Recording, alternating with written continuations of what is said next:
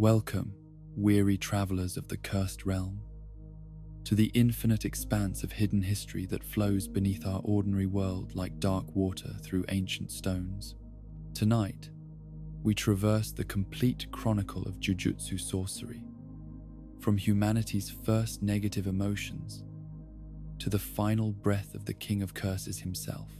This is the story of a civilization built upon the shadows cast by human suffering, where gods walked among mortals and monsters wore the faces of those sworn to protect. So settle into comfortable darkness.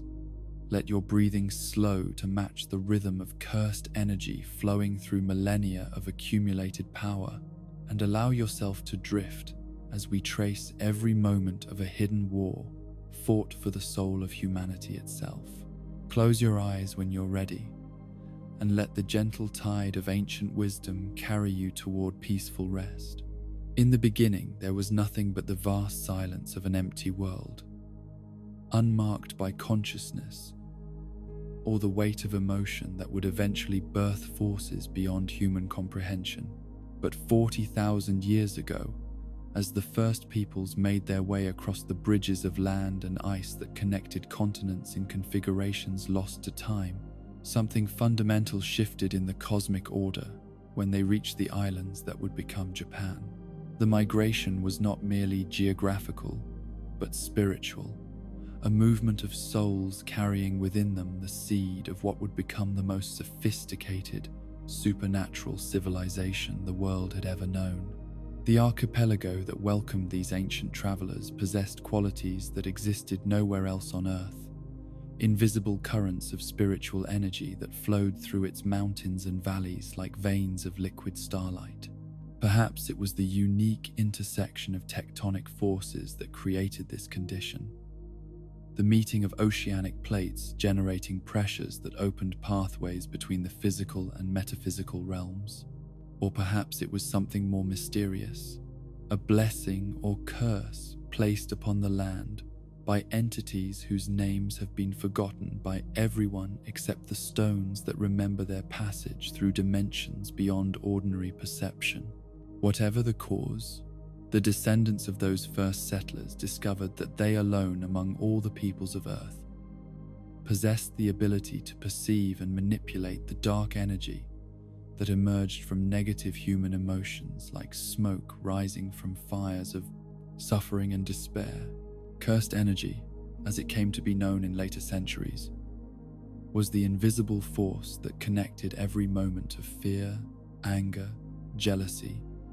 and hatred to the fabric of reality itself, creating possibilities for both protection and destruction that transcended normal understanding of what human beings could achieve through will and technique alone. The early centuries of this discovery were marked by chaos and wonder in equal measure, as individuals with the gift found themselves capable of feats that their neighbors could only interpret as divine intervention or demonic possession. Some used their abilities to heal and protect, becoming the first sorcerers in the truest sense of the word, while others were corrupted by power that seemed to offer solutions to every human limitation through the simple expedient of imposing their will upon reality through supernatural force. The distinction between sorcerers and curse users was established during this primordial period, though the line between protection and domination remained blurred in ways that would create philosophical tensions lasting until the modern era. A sorcerer was someone who wielded cursed energy in service of something greater than personal ambition, while a curse user simply took what they wanted through supernatural means, without regard for the consequences their actions imposed on others. The difference was moral rather than technical, a choice about how power should be used rather than a fundamental distinction in capability or technique. But cursed energy itself was not limited to human manipulation, possessing a kind of primitive consciousness that allowed it to manifest independently when sufficient negative emotions accumulated in particular locations or around specific traumatic events. These manifestations, known as cursed spirits, represented humanity's fears and hatreds given form and purpose. Entities whose existence was dedicated to creating more of the suffering that had birthed them in an endless cycle of supernatural reproduction through psychological and physical violence. The early sorcerers learned to combat these creatures not through conventional weapons, which proved useless against beings made of pure negative emotion, but through techniques that channeled their own cursed energy in ways that could destroy or exorcise the spirits while minimizing harm to ordinary people who lacked the ability to perceive the battles being fought around them. The development of these techniques required not just individual talent, but systematic study of principles that governed how supernatural forces interacted with physical reality and human consciousness. The most significant breakthrough came with the discovery that cursed energy could be shaped into specific patterns called curse techniques, inherited abilities that allowed their wielders to manipulate reality in ways that reflected their fundamental nature and understanding of how power should be expressed. These techniques ranged from simple enhancement of physical capabilities to complex alterations of space, time, and matter that approached what previous generations would have considered miraculous intervention by divine forces. The emergence of great bloodlines during this period was not accidental, but represented the gradual accumulation of cursed energy potential across generations of careful cultivation and strategic alliances. Families that produced consistently powerful sorcerers began to intermarry and share knowledge, creating lineages whose inherited techniques became more refined and devastating with each generation that built upon the achievements of their ancestors. The establishment of the first Jujutsu institutions occurred naturally, as these bloodlines recognized that their individual survival depended on cooperation against threats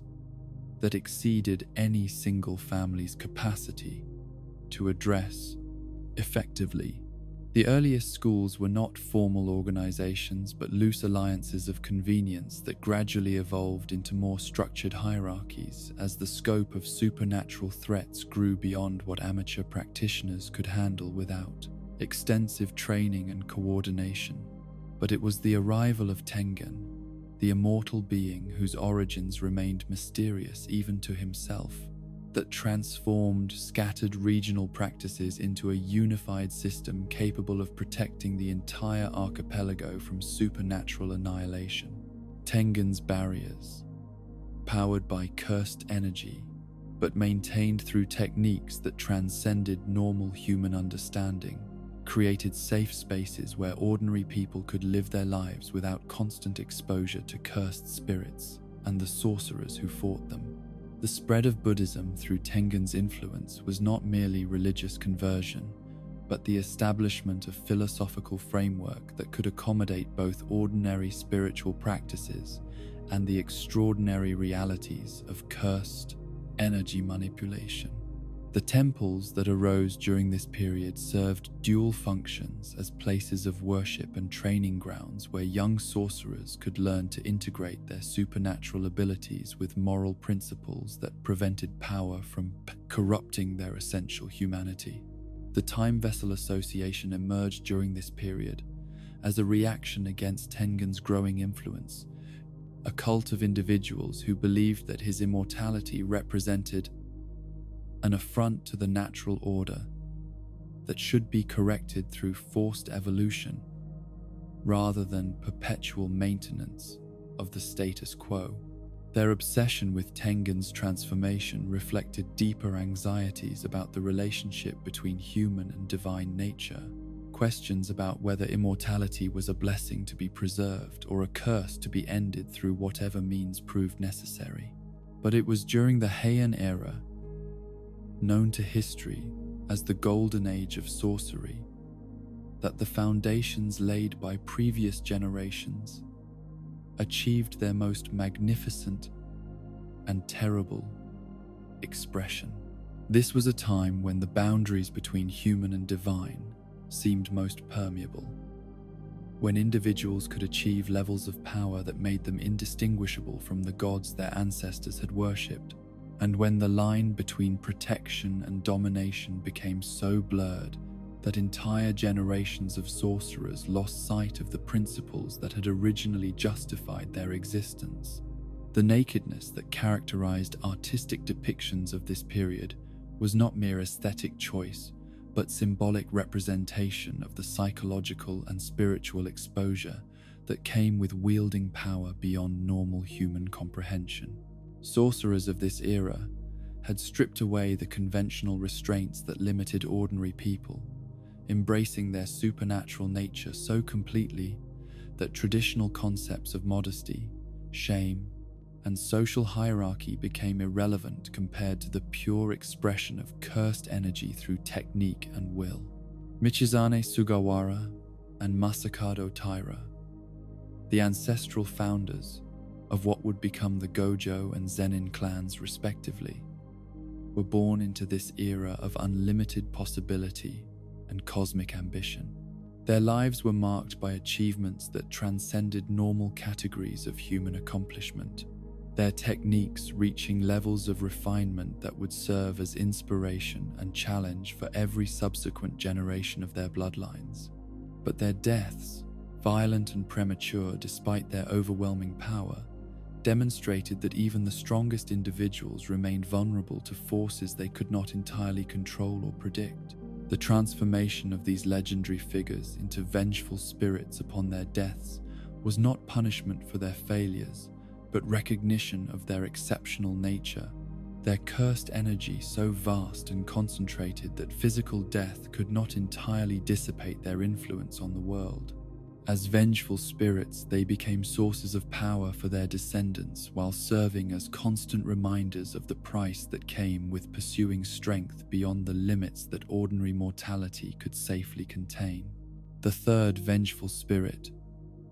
born from the death of Emperor Sutoku, ancestor of the Kamo clan, completed a trinity of supernatural influence that would shape Jujutsu society for the next 1,000 years. These three spirits, representing different aspects of power and its consequences, became the spiritual foundation upon which the three great clans built their authority and justified their dominance over lesser bloodlines whose techniques could not trace their origins to such legendary sources. It was during this golden age that Kenjaku, the ancient brain whose schemes would eventually threaten the existence of human civilization itself, first attempted to merge all of Japan with Tengen's immortal consciousness in order to force the evolution of humanity beyond its current limitations. The plan was ambitious beyond imagination, requiring manipulation of cursed energy on a scale that had never been attempted, coordination of multiple supernatural forces across vast distances, and philosophical justification for transforming the species without regard for individual consent or survival. But Kenjaku's first defeat came at the hands of a Six Eyes user whose identity has been lost to history, but whose legacy would define the Gojo clan's relationship with ultimate power for all subsequent generations. The Six Eyes, a mutation so rare that it appeared perhaps once in a generation, provided their bearer with computational abilities that approached divine omniscience, allowing perfect perception and manipulation of cursed energy in ways that made their wielders effectively undefeatable by any conventional opposition. The pairing of the Six Eyes with the limitless cursed technique created individuals who could manipulate space itself at the atomic level, controlling the fundamental forces that governed matter and energy with precision that exceeded theoretical physics by orders of magnitude. The combination was so powerful that its appearance inevitably shifted the balance of supernatural forces across the entire archipelago, making the Six Eyes user both savior and target, protector and potential destroyer of everything they claimed to defend. The defeat of Kenjaku's first merger attempt established precedent that would echo through centuries of subsequent conflict, proof that even the most carefully planned schemes could be undone by individuals whose power transcended normal categories of strength and weakness. But it also demonstrated the cost of wielding such power, the isolation and responsibility that came with being the person upon whom civilization's survival ultimately depended. The star plasma vessel that prevented Kenjaku's plans through merger with Tengen was not merely a tactical expedient, but a willing sacrifice of individual existence for collective benefit, someone who chose dissolution of personal identity rather than allowing the forced evolution that would have destroyed humanity's essential nature. The vessel's decision represented the kind of moral courage that had become rare even among sorcerers, a willingness to surrender everything for the welfare of people who would never know the price that had been paid for their continued existence. The establishment of Tengen's regular merger cycle created stability that allowed Jujutsu society to develop more sophisticated institutions and training methods, but it also created vulnerability that enemies could exploit if they ever succeeded in disrupting the process that maintained the barriers protecting ordinary civilization from supernatural annihilation. The balance was delicate and required constant vigilance from individuals whose dedication to protection exceeded their concern for personal welfare or recognition. As the Golden Age drew to its close, the foundations had been established for everything that would follow, but the seeds of future conflict had also been planted in the ambitions and philosophies that motivated the strongest individuals of each generation. The question was not whether those seeds would eventually bloom into catastrophe, but whether each successive generation of sorcerers would possess the wisdom and strength necessary to prevent the complete destruction of the civilization their ancestors had built through such tremendous sacrifice and dedication to principles that transcended individual survival or advancement. In the depths of the Heian era's supernatural twilight, when the boundaries between human ambition and divine transcendence had grown thin as morning mist, there emerged from the primal darkness a being whose very existence would redefine the nature of evil itself. Ryomen Sukuna was not born but manifested, his conception a violation of natural law that began in his mother's womb, when hunger for power exceeded even the basic instincts of survival and familial bond. The twin who should have shared that sacred space became instead the first victim of an appetite so vast and consuming that it would eventually devour entire civilizations without pause for satisfaction or reflection. The cannibalistic consumption that marked Sukuna's earliest moments was not driven by necessity or madness, but by a fundamental understanding that strength could only be achieved through the complete absorption of everything that might have equaled or challenged his supremacy. His brother's essence, consumed before either had drawn their first breath of earthly air, provided the foundation for a being whose physical form would reflect the monstrosity of his spiritual nature: 4 arms to wield twice the destruction, 4 eyes to perceive twice the suffering, and a frame that towered over ordinary mortals like a temple built to worship violence itself. 7 feet of malevolent perfection emerged from that violated birth, every inch of flesh and bone crafted by cursed energy into an instrument of unprecedented destruction. His appearance was not merely intimidating but fundamentally wrong, in ways that made even experienced sorcerers question their sanity when confronted with proportions that should not have been possible within the normal parameters of human patient development. The extra limbs moved with fluid coordination that suggested not mutation but deliberate design by forces that understood combat in ways that transcended conventional understanding of anatomy and physics. But it was not Sukuna's physical abnormalities that marked him as something beyond ordinary categories of threat and power. The cursed energy that flowed through his being operated at levels that approached natural phenomena rather than individual technique, a force of supernatural destruction so concentrated that his mere presence began to warp reality in ways that made normal sorcery seem like children's games, compared to the cosmic horror he embodied with casual indifference to the suffering his existence imposed on everyone around him. The early years of his development were marked by systematic elimination of everyone whose strength might have posed even theoretical challenge to his growing dominance over the supernatural hierarchy that governed Jujutsu society. Villages disappeared overnight when their defenders proved insufficient to contain his appetite for violence. Their populations transformed from living communities into abstract statistics that measured the expanding scope of his influence across regions that had previously considered themselves protected by barriers and techniques inherited from earlier generations of sorcerers. The techniques he developed during this period of unlimited experimentation reflected not just individual genius, but fundamental understanding of how cursed energy could be manipulated to achieve effects that exceeded every previous conception of what was possible through supernatural means. His slashing attacks operated not merely on the physical plane, but on the conceptual level, cutting through space itself in ways that made distance and defensive positioning irrelevant against someone who could divide reality according to his will, rather than the natural laws that constrained ordinary combat. But perhaps most terrifying was his domain expansion, Malevolent Shrine,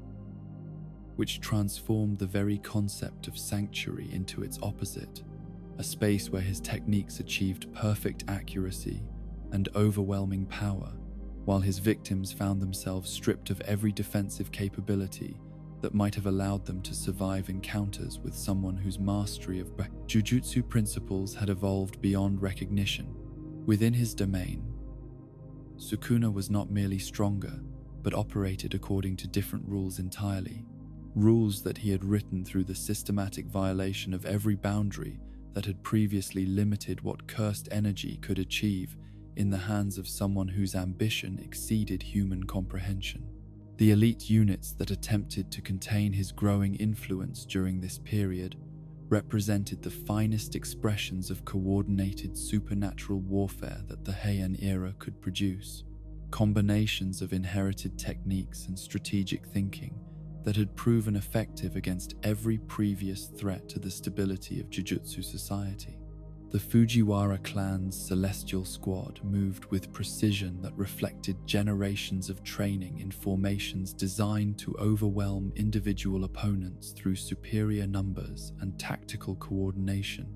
their cursed techniques complementing each other in ways that created effects exceeding the sum of their individual capabilities. The 5 Void Generals embodied a different approach to the Sukuna problem, each possessing techniques so specialized and devastating that they had been deemed sufficient to handle threats that conventional forces could not address through normal methods. Their strategies relied not on overwhelming power, but on exploiting weaknesses that even the strongest opponents were presumed to possess. Vulnerabilities that could be identified and attacked through careful analysis of how their techniques functioned under specific conditions that could be created and maintained through coordinated assault. The Angels team represented perhaps the most sophisticated attempt to address the Sukuna crisis through supernatural means that transcended ordinary combat. Their techniques focused on purification and redemption rather than simple destruction. They believed that even someone as thoroughly corrupted as the King of Curses might be saved through application of principles that addressed the spiritual foundations of his malevolence rather than simply trying to overcome his power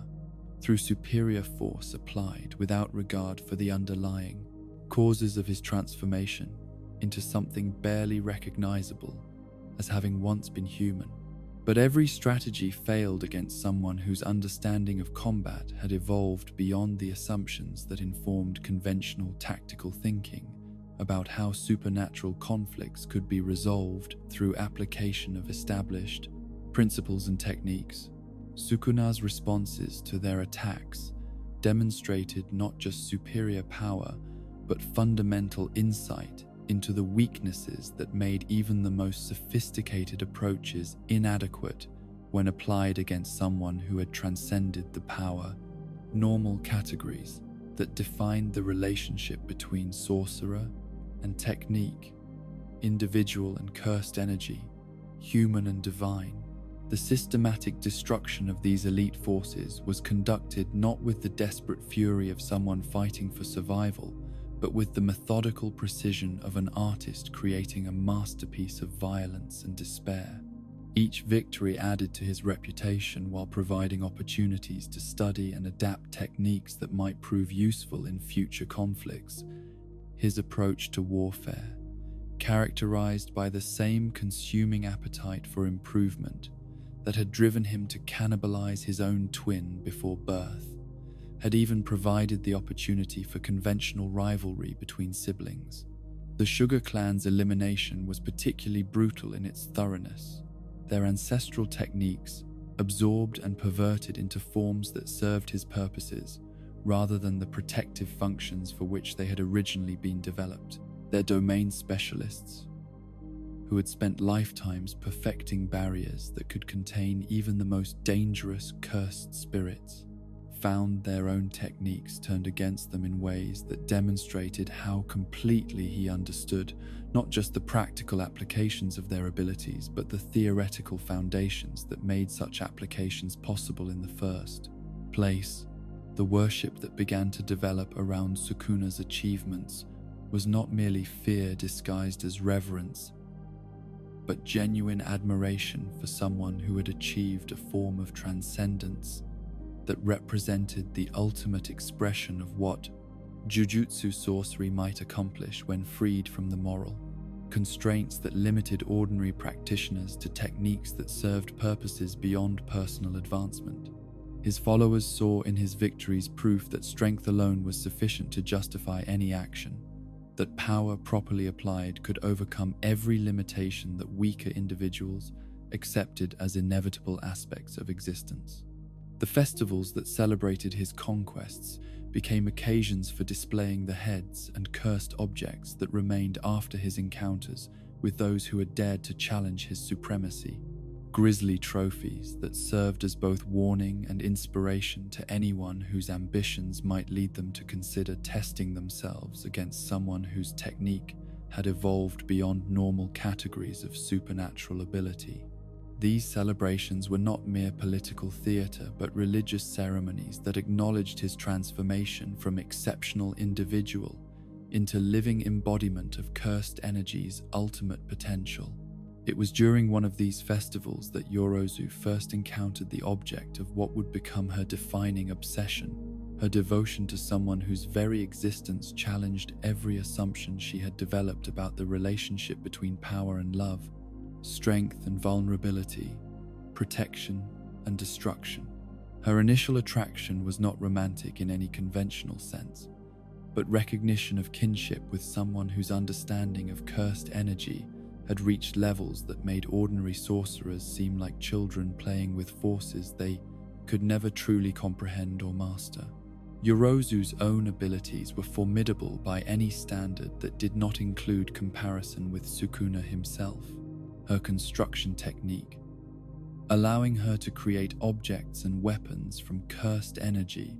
with precision that reflected both technical mastery and artistic vision that transformed combat into a form of creative expression.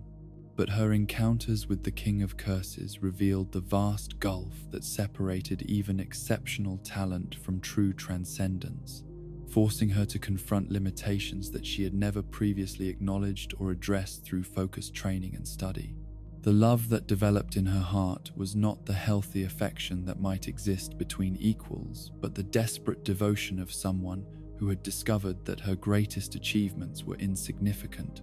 compared to what was possible when technique and ambition achieved perfect synthesis in someone whose nature was fundamentally different from ordinary humanity.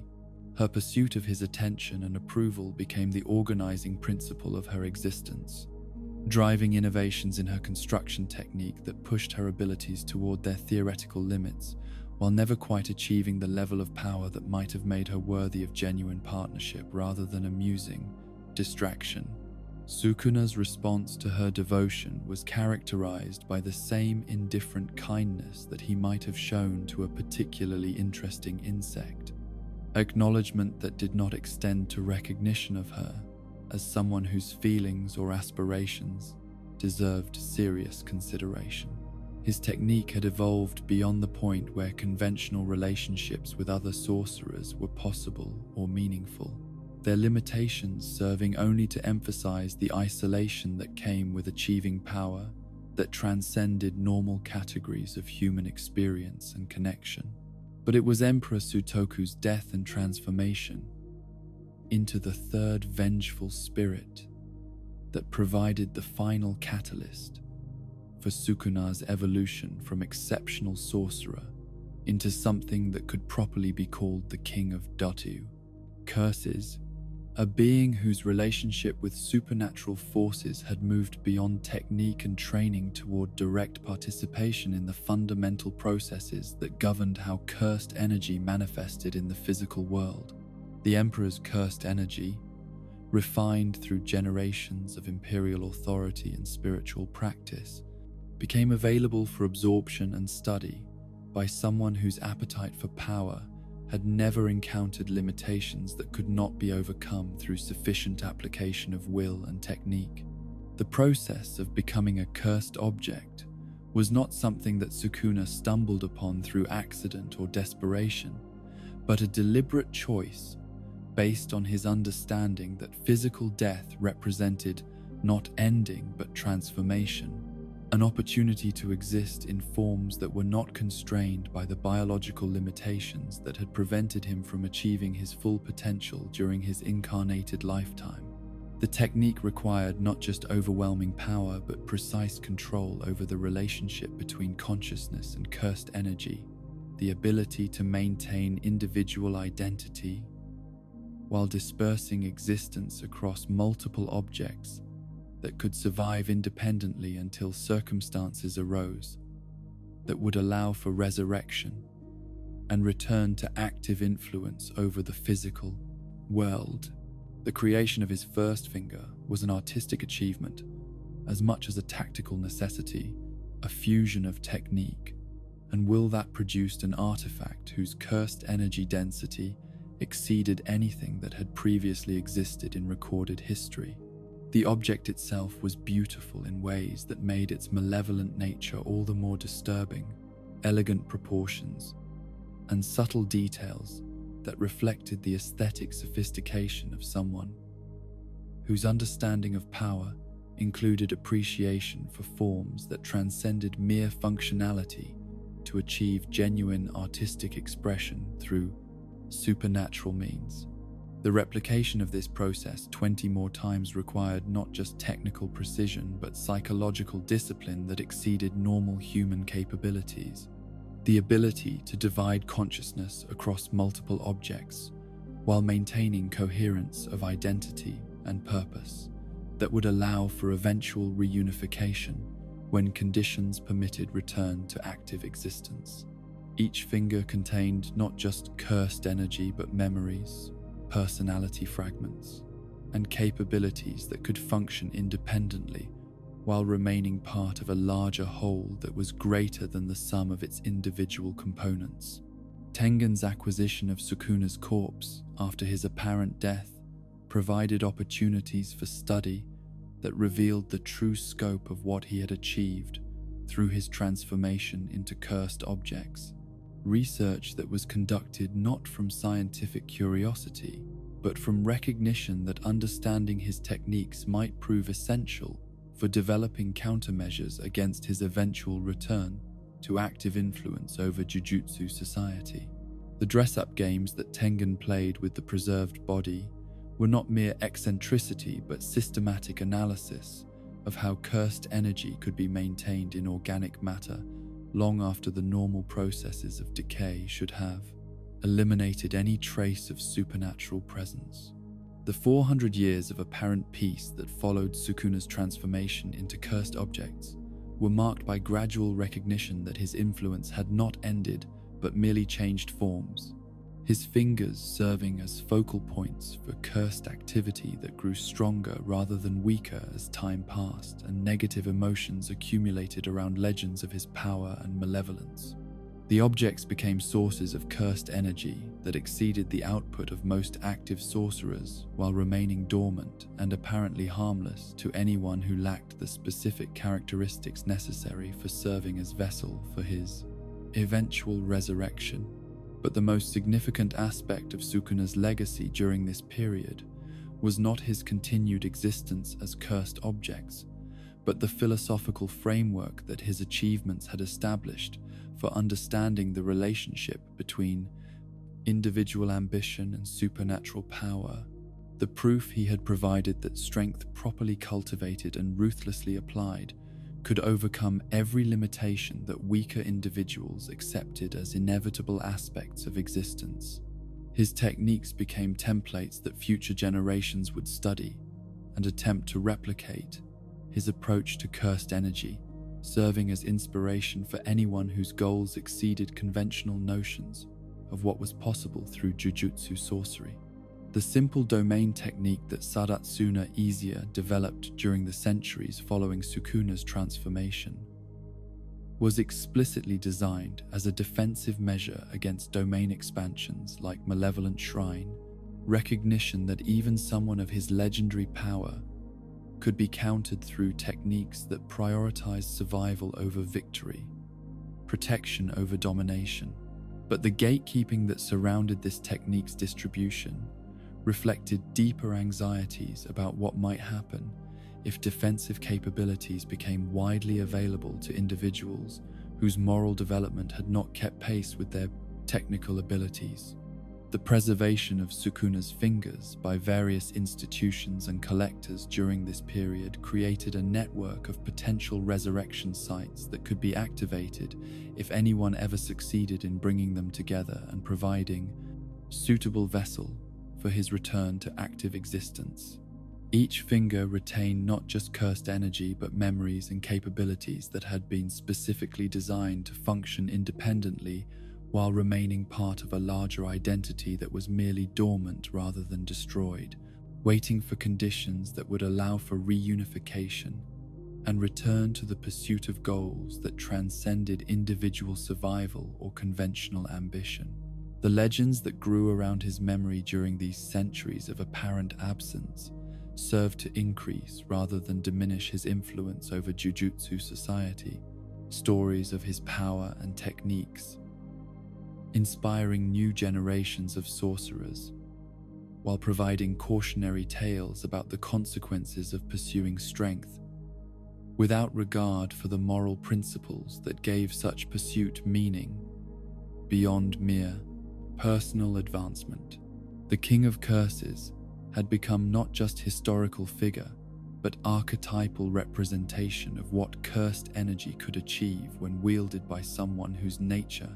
had transcended ordinary categories of human limitation and moral constraint. The stage was thus set for eventual return, the pieces positioned, and the conditions prepared for resurrection that would test whether the civilization that had developed during his absence possessed the wisdom and strength necessary to prevent his complete domination of a world that had grown comfortable during centuries of relative peace and stability. The question was not whether he would return, but whether humanity would prove capable of learning from the mistakes that had originally allowed his rise to power, whether the next generation of sorcerers could develop techniques and strategies adequate for containing someone whose understanding of cursed energy had evolved beyond every previous conception of what was possible through supernatural means applied with perfect technique and unlimited ambition. The 4 centuries that followed Sukuna's transformation into cursed objects were not marked by peace but by a different kind of warfare, one conducted in shadows and silence, where the greatest victories left no witnesses to record their significance for future generations. The apparent tranquility that settled over Jujutsu society was maintained through constant vigilance by individuals whose dedication to prevention exceeded their desire for recognition or glory, understanding that the greatest battles were those that never needed to be fought, because threats had been eliminated before they could fully manifest their destructive potential. Kenjaku, the ancient brain whose schemes had been thwarted during the Golden Age, spent these centuries not in defeat but in patient preparation, his consciousness moving between bodies like a careful gardener, tending plants whose fruit would not ripen for generations. His hatred of the Six Eyes users who had prevented his merger plans was not the passionate fury of immediate revenge, but the cold calculation of someone whose understanding of time operated on scales that made individual lifespans seem like brief moments in campaigns that could span millennia, without losing focus or determination. The systematic assassination of Six Eyes users and star plasma vessels that began during this period was conducted with surgical precision that left no evidence of supernatural interference. Deaths that appeared natural or accidental to anyone who lacked the knowledge necessary to recognize patterns that connected events separated by decades or centuries. Newborn infants whose potential had not yet manifested were eliminated alongside their designated vessels, preventing the formation of bonds that might have complicated future intervention attempts through emotional attachment or protective instincts. But the cosmic forces that governed the appearance of Six Eyes users operated according to principles that transcended normal understanding of cause and effect,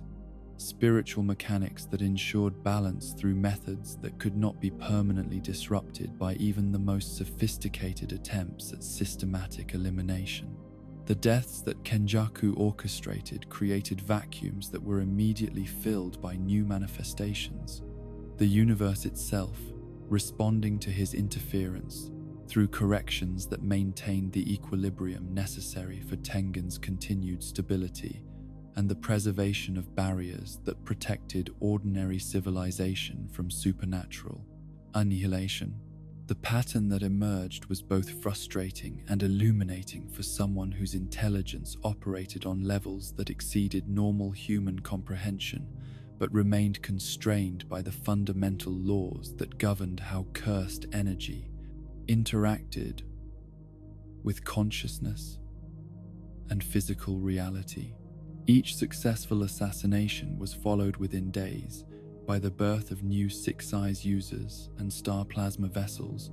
their appearances timed with precision that suggested not random chance but deliberate intervention by forces that viewed his schemes as disruptions to be corrected rather than threats to be feared or accommodated.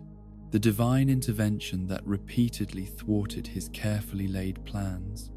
forced recognition that his approach required modification rather than abandonment, that victory against cosmic forces would demand strategies that worked with rather than against the fundamental principles that govern supernatural equilibrium. The prison realm became his focus during this period, an artifact whose properties offered possibilities for containing rather than killing the Six Eyes users, whose power had proven impossible to eliminate through conventional assassination attempts. The death match between the Gojo and Zenin clan heads represented the kind of catastrophic failure that could have been prevented through better communication and coordination between the great families. But pride and territorial instincts proved stronger than tactical wisdom when the leaders of two of the most powerful bloodlines allowed personal rivalry to escalate beyond the point where rational resolution remained possible. The confrontation was witnessed by members of both clans, who gathered not to intervene, but to observe what they believed would be a demonstration of their respective techniques' superiority over ancient rivals whose capabilities they had never properly respected or understood. The Six Eyes user who represented the pinnacle of Gojo clan achievement brought to the battle not just inherited technique, but innovations that had been developed through generations of refinement and philosophical exploration of what spatial manipulation could accomplish when guided by supernatural perception that approached omniscience. His limitless technique operated at levels that made reality itself seem malleable, distance and proximity becoming concepts that existed only according to his will, rather than the natural laws that constrained ordinary understanding of how matter and energy interacted within three-dimensional space. The Ten Shadows user from the Zenin clan wielded powers that reflected different understanding of how cursed energy could be channeled through inherited techniques. His ability to summon and control Shikigami, representing mastery over forces that bridged the gap between individual will and cosmic authority. Each shadow contained not just destructive potential,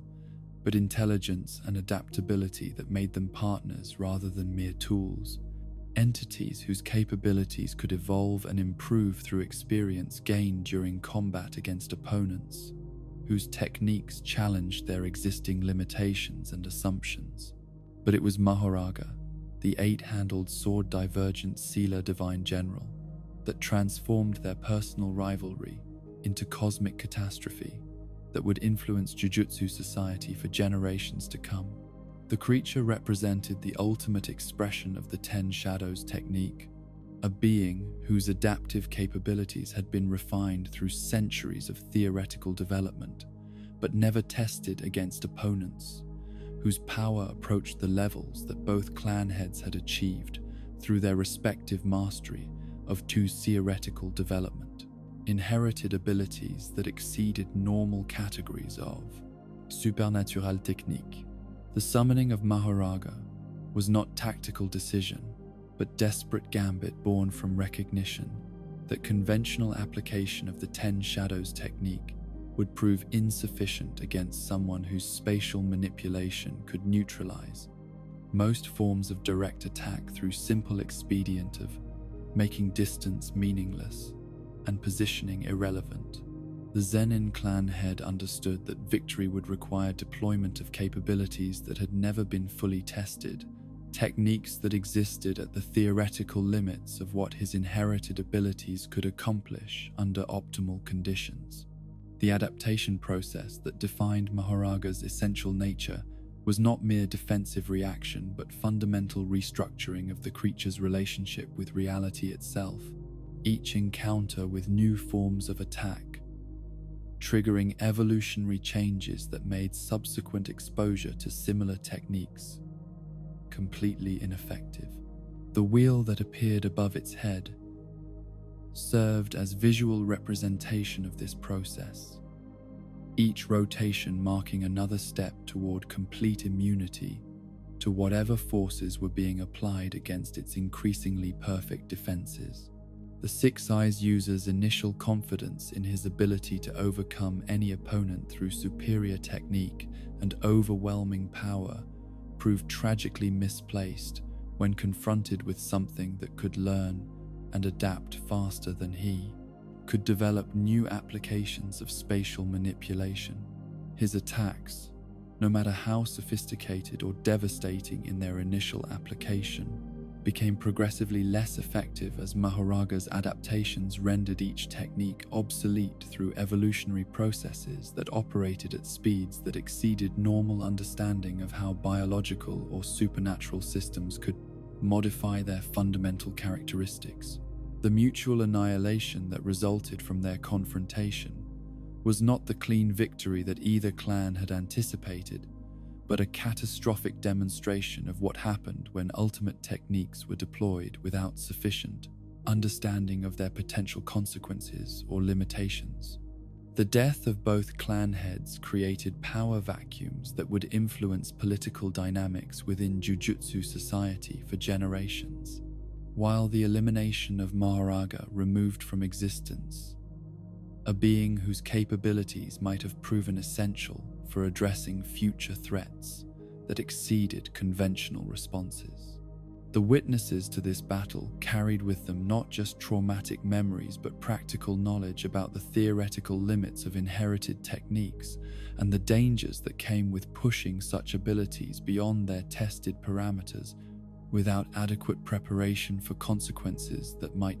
extend far beyond the immediate tactical situation. The lessons learned through such devastating experience would inform training methods and strategic thinking for subsequent generations,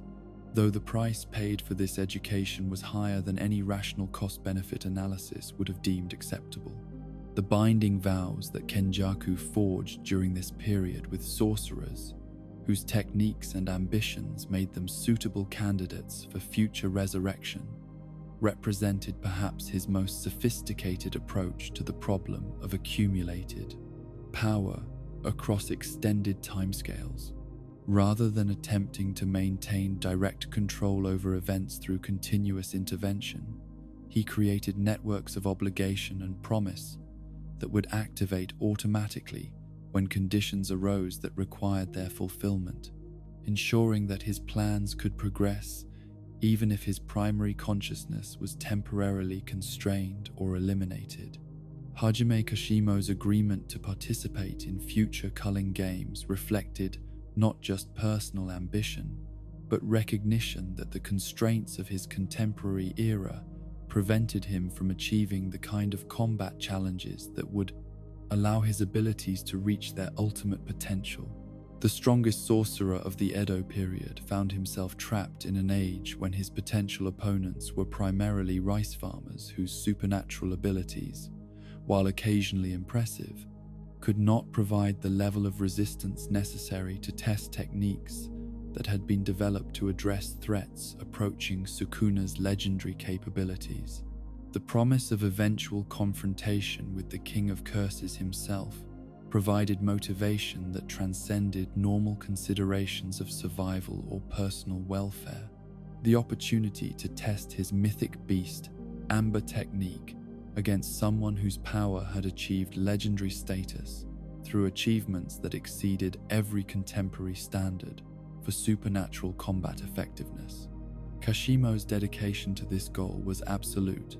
His willingness to sacrifice centuries of potential existence as stakes in games whose rules and outcomes he could not predict,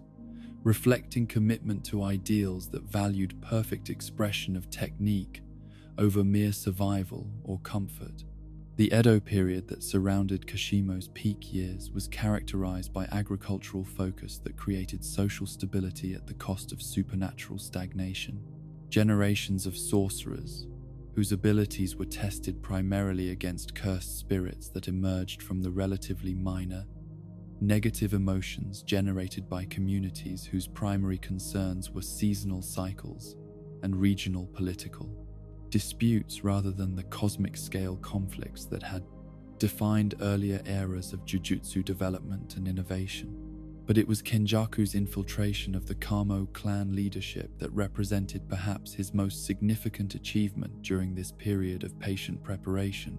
the acquisition of institutional authority that would allow him to conduct experiments whose scope and horror exceeded anything that individual researchers could accomplish without access to resources that only established bloodlines could provide through accumulated wealth, political influence, and specialized knowledge that had been preserved across generations of careful study and documentation. The cursed womb experiments that he conducted using the Kamo clan's resources and reputation were designed not just to create powerful cursed objects, but to explore fundamental questions about the relationship between human consciousness and supernatural force, the possibilities that might emerge when traditional boundaries between species and individual identity were dissolved through techniques that operated at the intersection of biology and cursed energy manipulation. The process required not just technical expertise, but philosophical framework that could accommodate concepts that challenged basic assumptions about consciousness, identity, and moral responsibility. The woman who served as vessel for these experiments became unwilling participant in research that would have been impossible without someone whose spiritual characteristics made her suitable for bearing children, whose nature transcended normal categories of human or cursed spirit, beings whose existence challenged every established understanding of how supernatural forces could manifest through biological processes. Her suffering was not incidental to the research but essential component of experiments that required extreme emotional states to generate the kinds of cursed energy necessary for creating objects whose power would exceed normal parameters. The 9 pregnancies that she endured represented systematic exploration of how cursed energy could be concentrated and preserved through biological processes that were modified and enhanced through techniques that pushed the boundaries of what was possible when supernatural forces were applied to natural reproduction. Each pregnancy produced not just cursed objects but information about how consciousness could be maintained and transmitted through processes that existed at the intersection of biology and Jujutsu theory. The death paintings that resulted from these experiments contained not just concentrated cursed energy, but preserved consciousness that could be activated under specific conditions to produce beings whose capabilities combined human intelligence with supernatural power in ways that had never been achieved through conventional breeding or training methods. The objects themselves were beautiful in their horror, artistic achievements that reflected aesthetic sensibilities, refined through centuries of study and practice, while serving as containers for forces that could reshape reality according to their wielder's will and understanding. Blood manipulation techniques developed during this research exceeded anything that previous generations of the Kamo clan had achieved through traditional methods. Innovations that pushed the boundaries of what was possible when inherited abilities were enhanced through systematic experimentation that disregarded conventional ethical limitations in favor of pure advancement of technical knowledge and capability. The results would influence Jujutsu theory for generations, though the methods used to achieve them would forever taint the Kamo name with associations to research that exceeded acceptable boundaries. The confiscation and sealing of the death paintings by Jujutsu Tech represented institutional recognition that some forms of knowledge were too dangerous to remain in circulation, regardless of their potential value for advancing understanding of how cursed energy could be manipulated through innovative applications of established techniques. The decision to preserve, rather than destroy these artifacts, reflected wisdom gained through centuries of experience with supernatural forces, understanding that elimination of dangerous objects often proved more hazardous than careful containment under appropriate security measures. The 150 years during which the paintings remained sealed provided time for institutional memory to fade regarding the specific details of their creation and capabilities, creating conditions where future generations might approach them with insufficient understanding of the dangers they represented or the precautions necessary for safe handling and study. The bureaucratic processes that governed access to such materials were designed to prevent accidental activation while maintaining possibilities for legitimate research under carefully controlled conditions. But the most significant aspect of this period was not the specific experiments or political maneuvering that occurred, but the establishment of precedents and systems that would enable much larger schemes to unfold when circumstances aligned properly for their implementation. Kenjaku's patience during these centuries reflected understanding that lasting change required foundations that could survive temporary setbacks and individual failures, infrastructure that could support plans whose scope exceeded what any single generation could hope to complete through direct action alone. The networks of obligation and preparation that he established during this period would prove essential when circumstances finally aligned for the implementation of plans that had been centuries in development,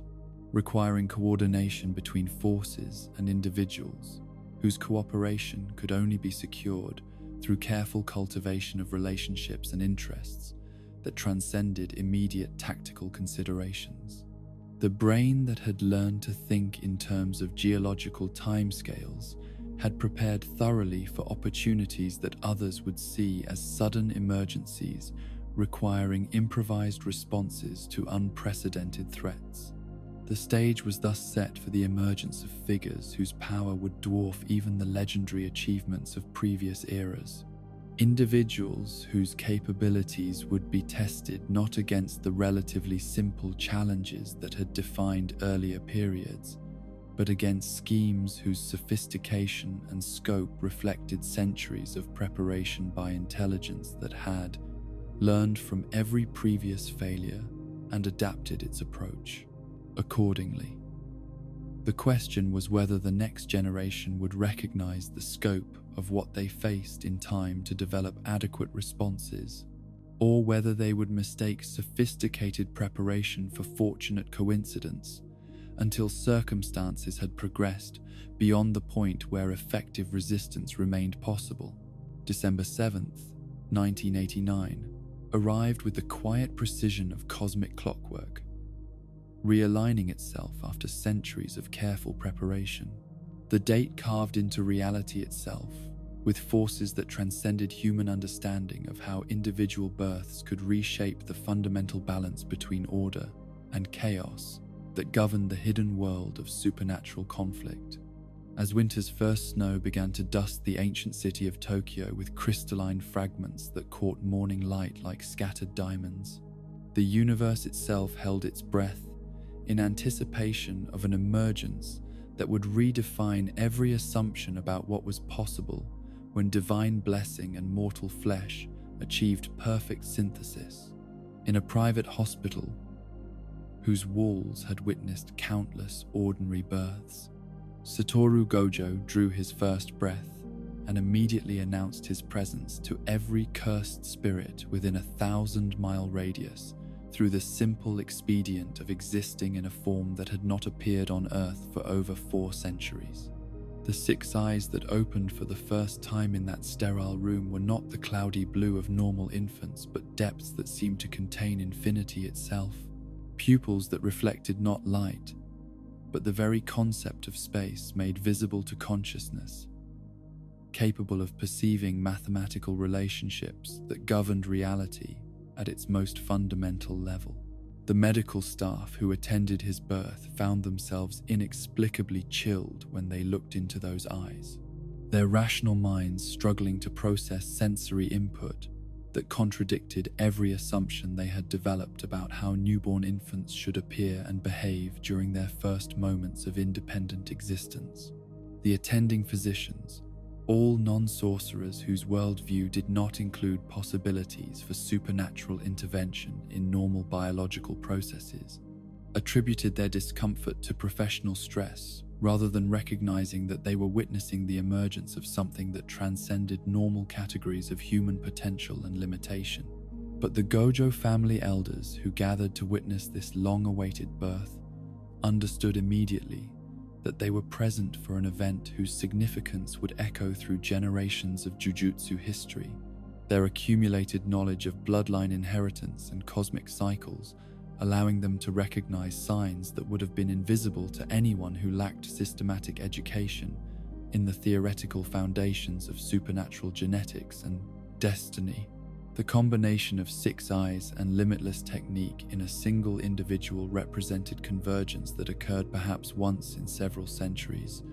creating possibilities that exceeded every previous expression of their clan's inherited capabilities.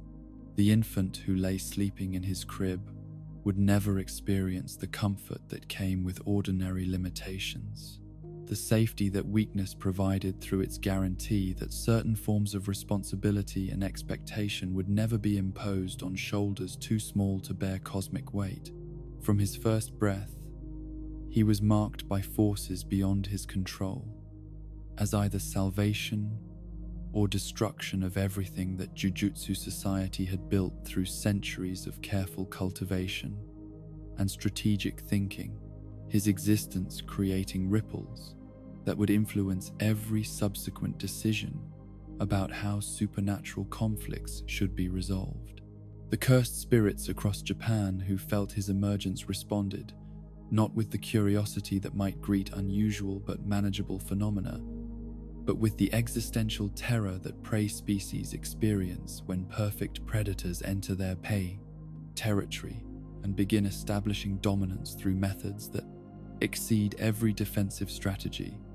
that evolution had provided for survival against overwhelming force. The tremor that passed through their collective consciousness was not physical vibration, but spiritual recognition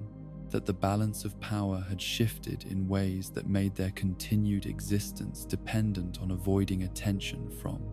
someone whose very nature was designed to eliminate their kind.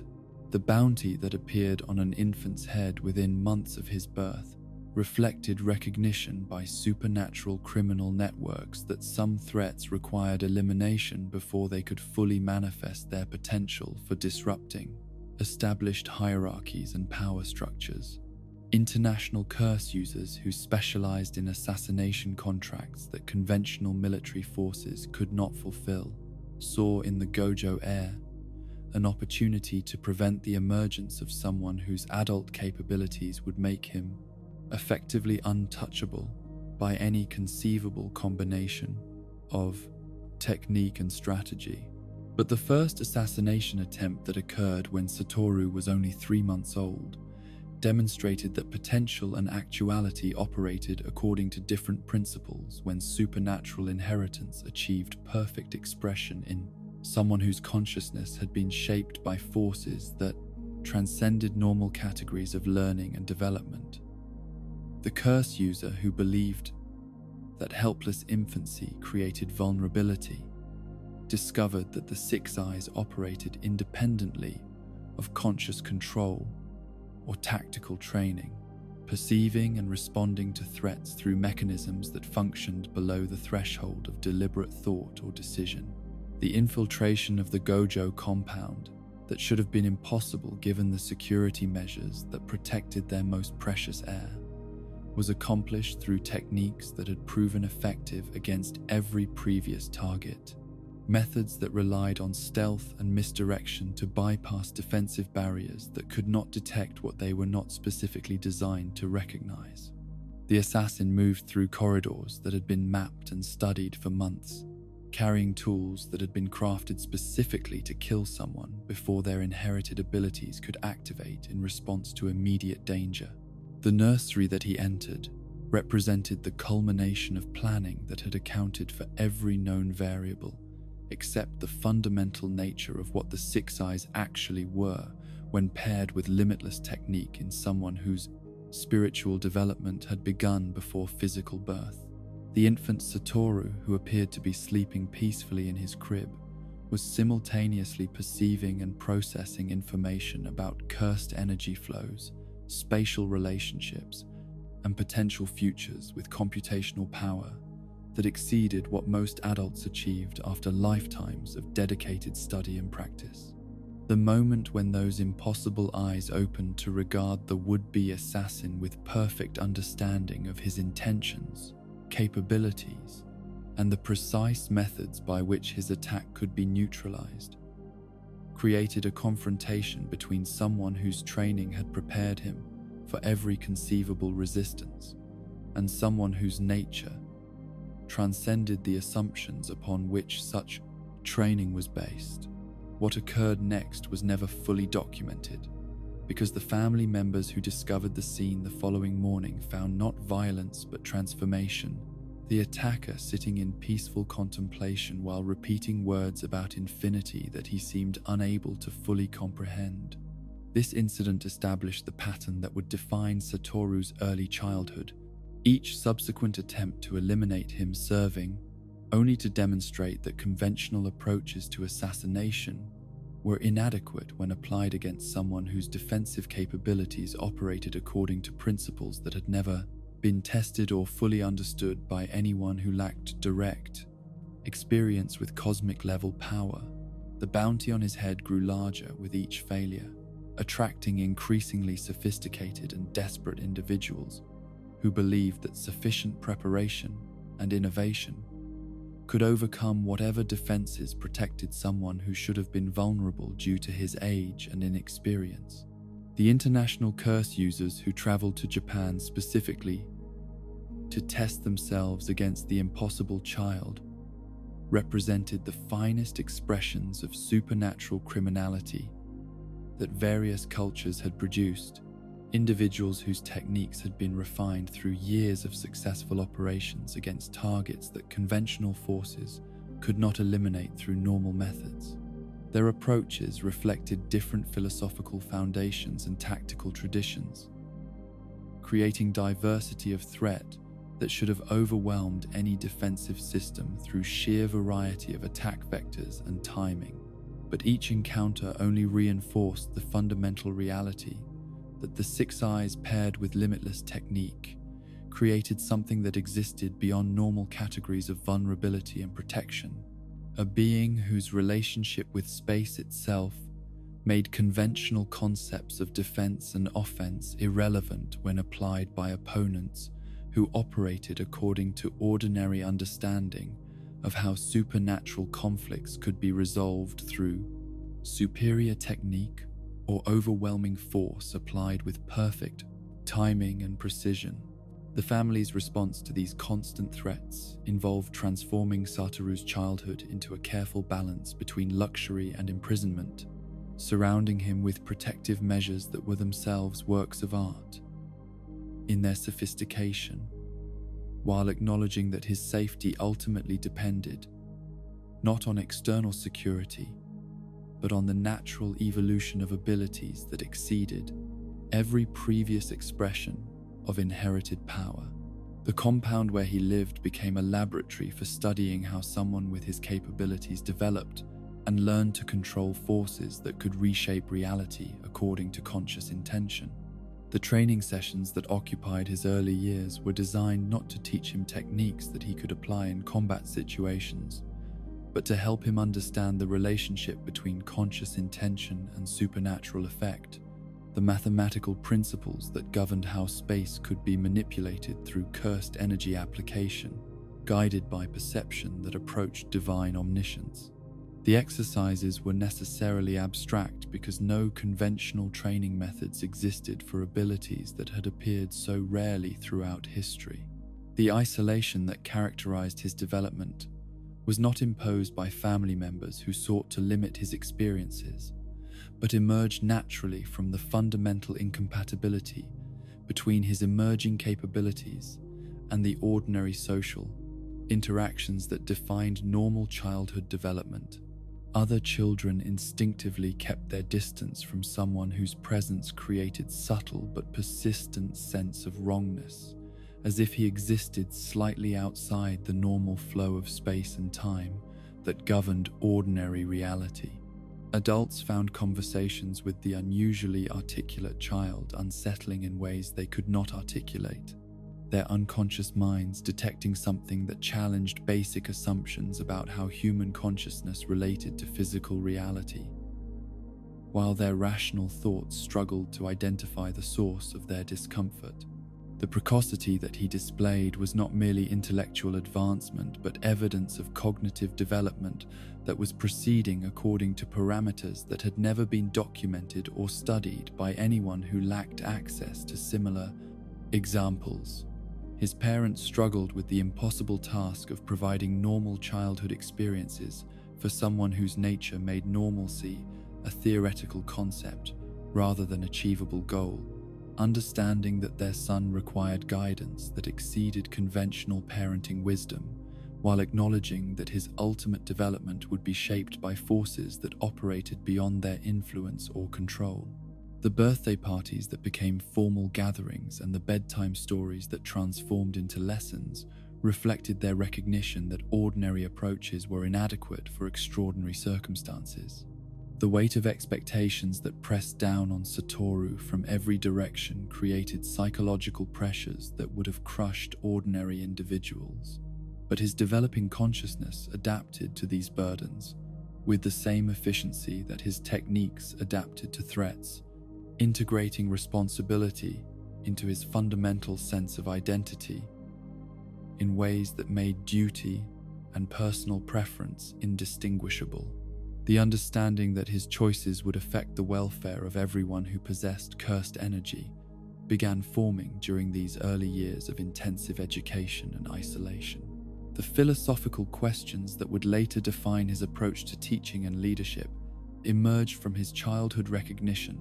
that power without wisdom was merely destruction waiting for excuse, that someone with his capabilities bore moral obligations that transcended personal desires or conventional social expectations. The six eyes showed him not just what was, but what could be, revealing the infinite possibilities that flowed from every decision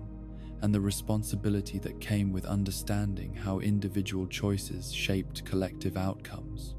But it was Suguru Geto's birth several months later that would eventually provide the counterpoint necessary for Satoru's complete development. Another exceptional individual whose philosophical, sophistication, and technical capabilities would complement rather than compete with spatial manipulation abilities. The curse manipulation technique that Geto inherited represented a different approach to supernatural power, one that required direct confrontation with malevolence in ways that would test moral foundations, while providing practical education in the weight that came with making life and death decisions about beings whose nature challenged conventional categories of good and evil. Riko Amanai's birth during this same period established the third point of a triangle that would define one of the most significant chapters in Jujutsu history. Her destiny as star plasma vessel, creating circumstances where the strongest and most philosophical members of their generation would be forced to confront questions about sacrifice and responsibility that had no clear answers or comfortable solutions. Her parents' death in a car accident 4 years later eliminated the family connections that might have complicated her eventual role, while ensuring that her development would be shaped by institutional rather than personal influences. The handler Hongu's meeting with Toji Zenin represented the beginning of chains of cause and effect that would eventually challenge every assumption about how strength related to technique and inheritance, his heavenly restriction, creating possibilities for combat effectiveness that exceeded what most sorcerers achieved through generations of careful cultivation and training. The encounter between Toji and young Satoru that followed demonstrated that even perfect defensive capabilities could be observed and analyzed by someone whose understanding of Jujutsu principles approached theoretical completeness, despite his inability to manipulate cursed energy directly. The psychological impact of that brief meeting on Toji was sufficient to drive him from the Zenin clan entirely. Recognition that the child he had glimpsed represented evolution of supernatural power that made his own considerable achievements seem primitive by comparison. The name change that he adopted through marriage to Megumi's mother reflected his decision to establish identity that was not defined by inherited technique or clan affiliation, choosing instead to build reputation based purely on individual capability and professional competence. September 23rd, 2000, marked the birth of Aoi Todo, whose certification as future psychopath reflected not diagnostic accuracy, but recognition that his development was proceeding along trajectories that challenged conventional understanding of how moral reasoning should integrate with supernatural capabilities. His technique, which allowed manipulation of spatial relationships through physical contact, would eventually prove essential for situations that required tactical flexibility, exceeding what traditional approaches could provide. Rika Orimoto's birth and the mysterious circumstances surrounding her parents' deaths established patterns that would eventually culminate in one of the most tragic love stories in Jujutsu history. Her relationship with Yuta Okotsu, creating bonds that would transcend normal categories of human affection, while demonstrating how powerful positive emotions could become when channeled through supernatural means. The implications of her early experiences would not become clear until much later, when childhood friendship transformed into forces that challenged fundamental assumptions about the relationship between love and cursed energy. But it was Kenjaku's masterpiece of deception and body theft that represented perhaps the most sophisticated aspect of his centuries-long preparation, the possession of Kaori Itadori, creating opportunities to influence the development of someone who would serve as perfect vessel for Sukuna's eventual resurrection. The pregnancy that produced Yuji was not natural conception, but carefully orchestrated combination of genetics and supernatural manipulation designed to create someone whose spiritual characteristics would make him capable of containing forces that would destroy ordinary consciousness. Jin Itadori's ignorance regarding his wife's true nature reflected both the sophistication of Kenjaku's technique and the fundamental human tendency to rationalize anomalous experiences rather than confronting possibilities that challenged basic assumptions about reality and identity. The husband who shared his life with someone who was already dead had no framework for recognizing deception that operated at levels exceeding normal categories of disguise or impersonation. The sealing of Sukuna's finger within Yuji before his birth established conditions for resurrection that would unfold according to timeline that had been calculated to coincide with other elements of Kenjaku's grand design, ensuring that the King of Curses would return when circumstances were optimal for implementing plans that required his participation and cooperation. The infant who was born carrying ultimate evil within his body would grow up believing himself ordinary until events forced recognition of his true nature and destiny. Megumi Fushiguro's birth and immediate abandonment by his father created psychological foundations that would shape his approach to power and responsibility throughout his development. His techniques, reflecting inherited capabilities that had been refined through generations of Zenin clan cultivation, but would be expressed through moral framework that had been shaped by very different experiences and influences. The offer to sell him to the clan that had produced his bloodline represented Toji's recognition that his son's potential exceeded what unconventional upbringing could adequately develop. The remarriage that Toji undertook before abandoning his new family to resume life as assassin demonstrated patterns of behavior that reflected his fundamental inability to maintain connections that required emotional investment or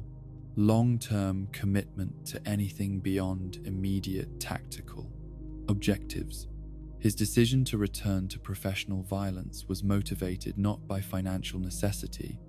but by recognition that normal domestic life was incompatible with someone whose nature had been shaped by combat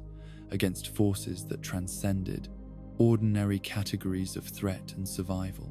The deaths of Rika's parents during her early childhood, with their mysterious circumstances suggesting her unconscious involvement in events that should have been beyond any child's capacity to influence,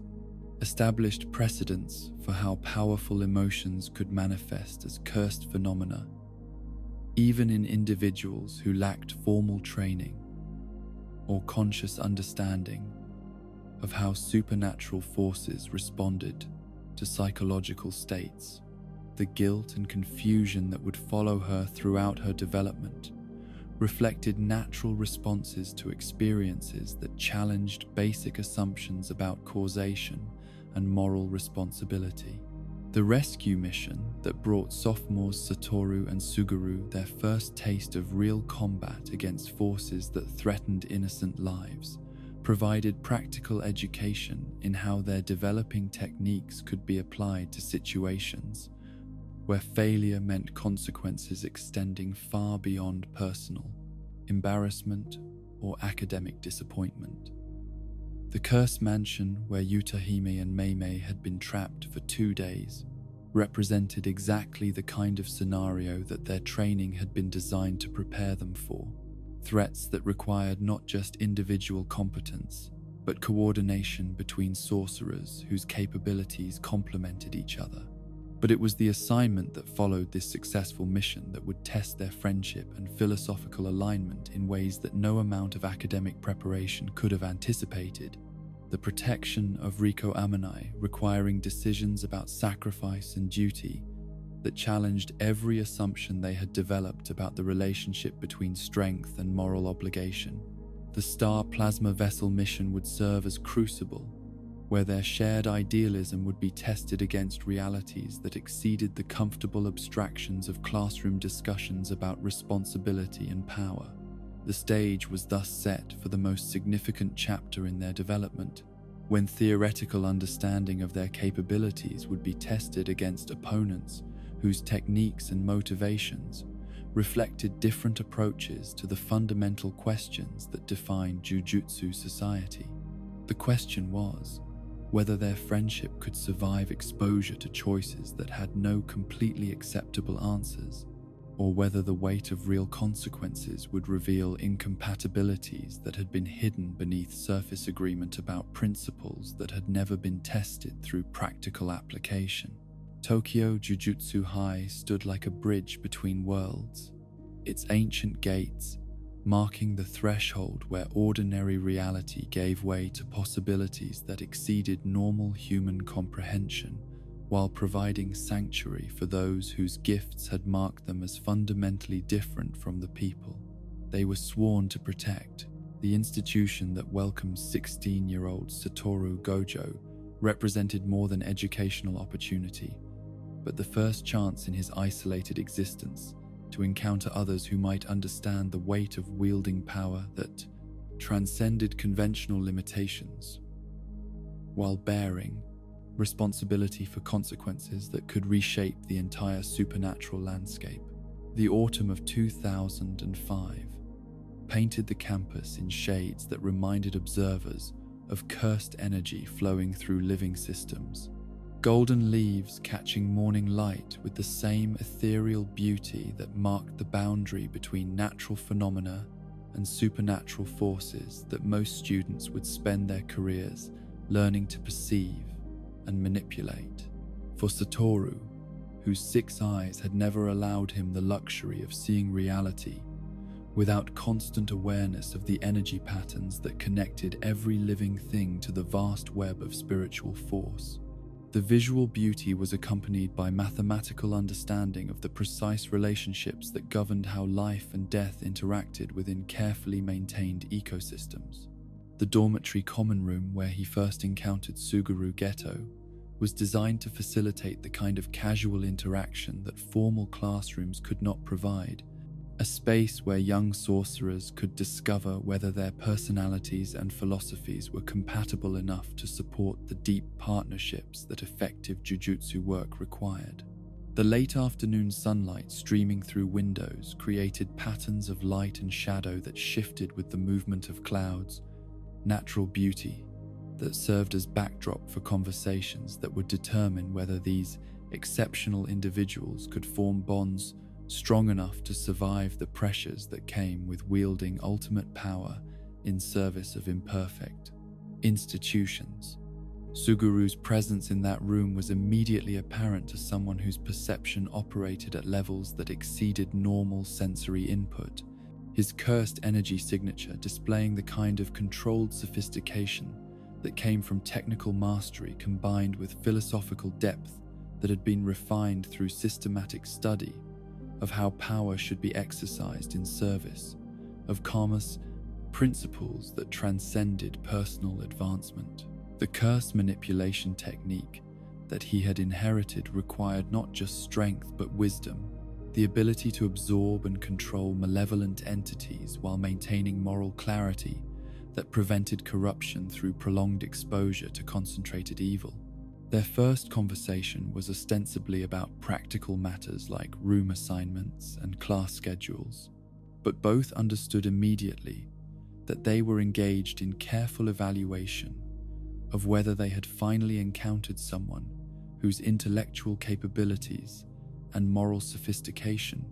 were sufficient to engage with the complex questions that surrounded their respective relationships with power that exceeded normal human categories. The topics they discussed served as proxies for deeper explorations of character and principle, each testing the other's responses to scenarios that revealed fundamental assumptions about responsibility and purpose. Geto's technique fascinated Satoru not because of its raw power, which was considerable but not overwhelming by his standards, but because of the philosophical implications that came with literally consuming evil in order to control it. A process that created intimate connection between the wielder and the forces he fought against. The precision required to maintain individual identity while absorbing creatures whose nature was designed to corrupt and destroy suggested psychological discipline that exceeded what most sorcerers achieved even after decades of bans. Specialized training and meditation. The intellectual curiosity that Suguru displayed during their discussions revealed someone who approached Jujutsu not merely as a collection of techniques to be mastered, but as systematic exploration of fundamental questions about the techniques to be mastered. Relationship between individual power and collective welfare, strength and responsibility, protection and domination. His ability to engage with abstract philosophical concepts while maintaining practical focus on how theories could be applied to real-world situations suggested the kind of balanced thinking that would be essential for anyone whose capabilities required constant decisions about life and death. Shoko Ieri's arrival completed their trio with the kind of quiet competence that made dramatic gestures unnecessary. Her reverse curse technique representing abilities that were essential for any group whose activities regularly involved exposure to forces that could cause injuries exceeding what conventional medical treatment could address. But her value extended far beyond her healing capabilities, her presence providing emotional grounding that prevented the intense philosophical discussions between Satoru and Suguru from becoming so abstract that they lost touch with practical realities. The dynamic that developed between the three of them reflected different approaches to exceptional ability that complemented rather than competed with each other, creating possibilities for cooperation that exceeded what any individual could accomplish alone, while providing mutual support that made the psychological pressures of their profession more manageable. Satoru and Suguru formed the intellectual core of their partnership, their debates and discussions pushing each other toward deeper understanding of complex issues, while Shoko served as practical anchor who kept their theoretical explorations connected to actionable conclusions. Masamichi Yaga approached the challenge of instructing three of the most gifted students in the school's history,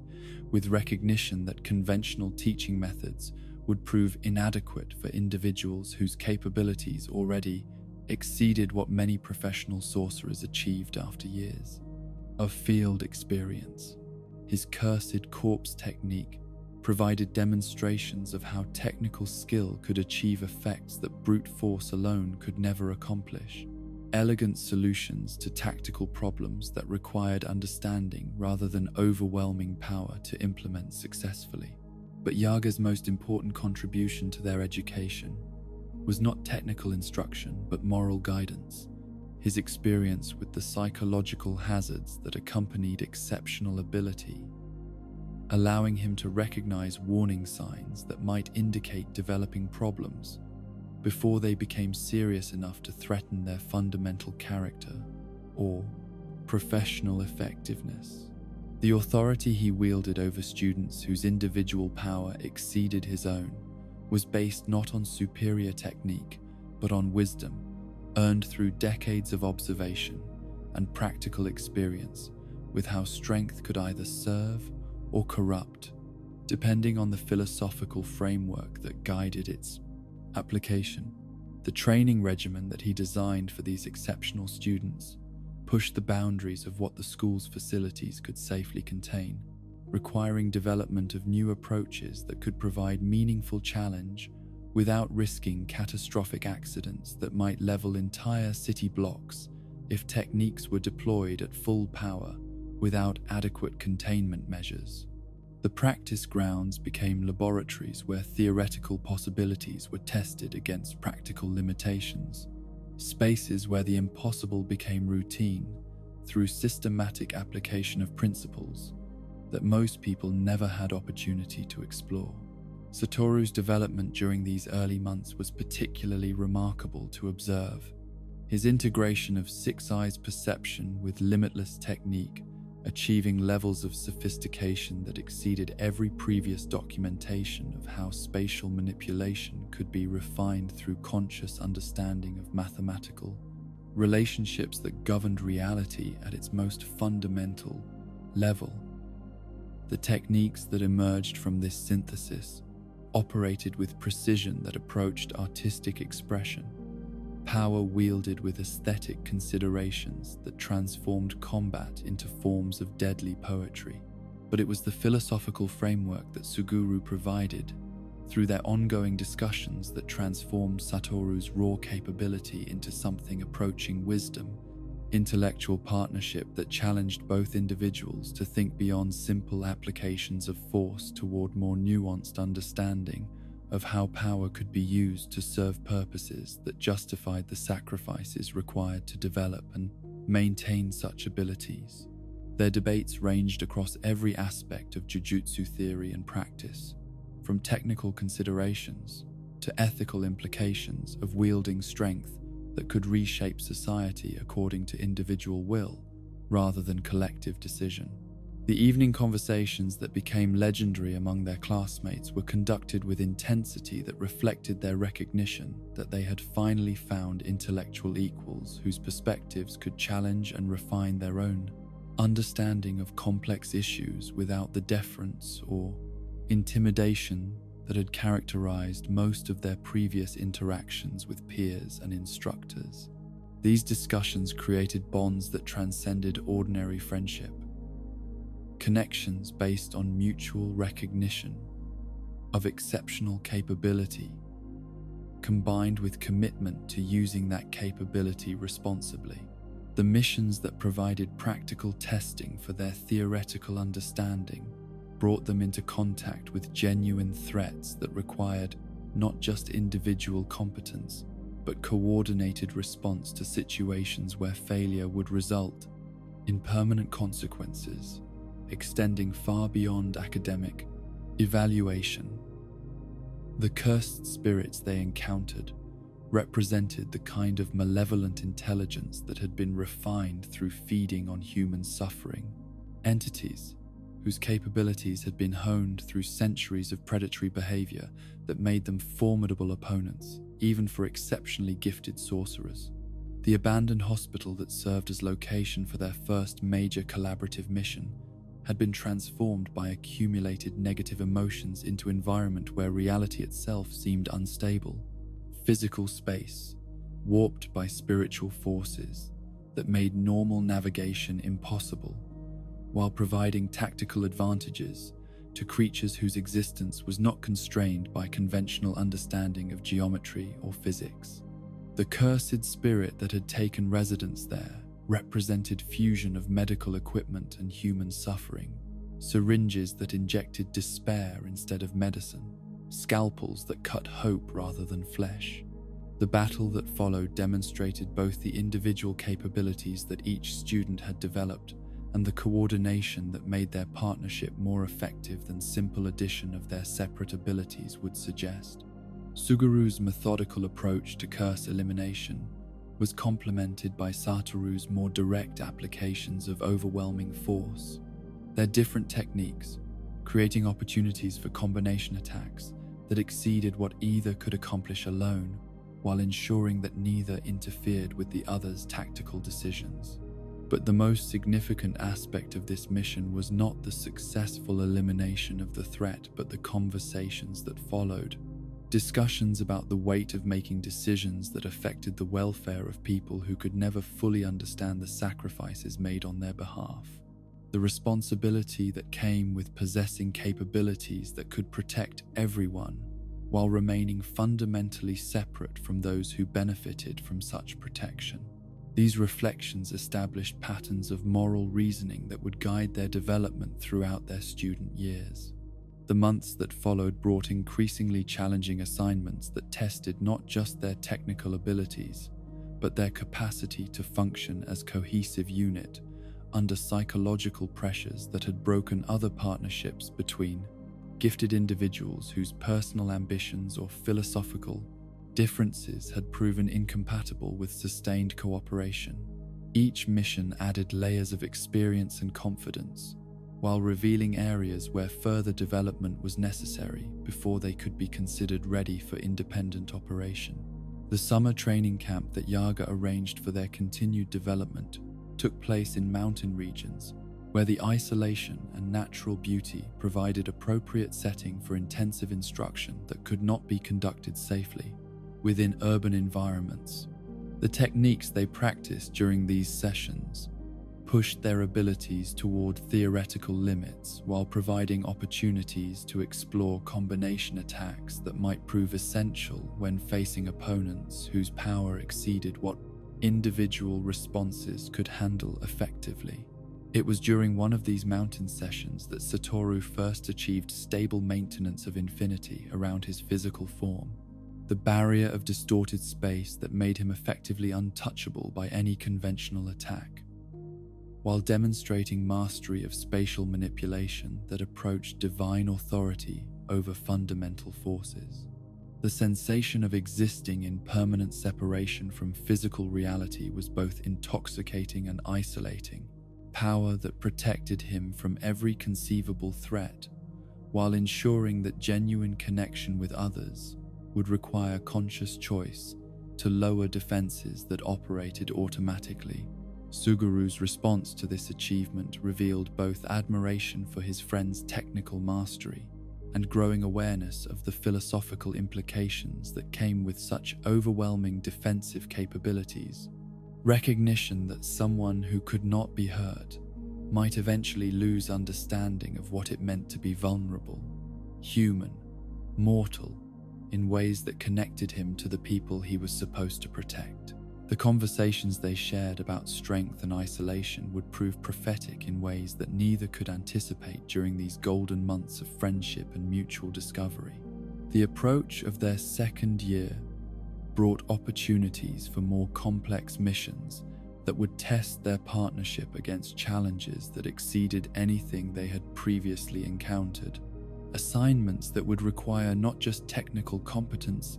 but moral clarity about purposes that justified the risks they were accepting on behalf of people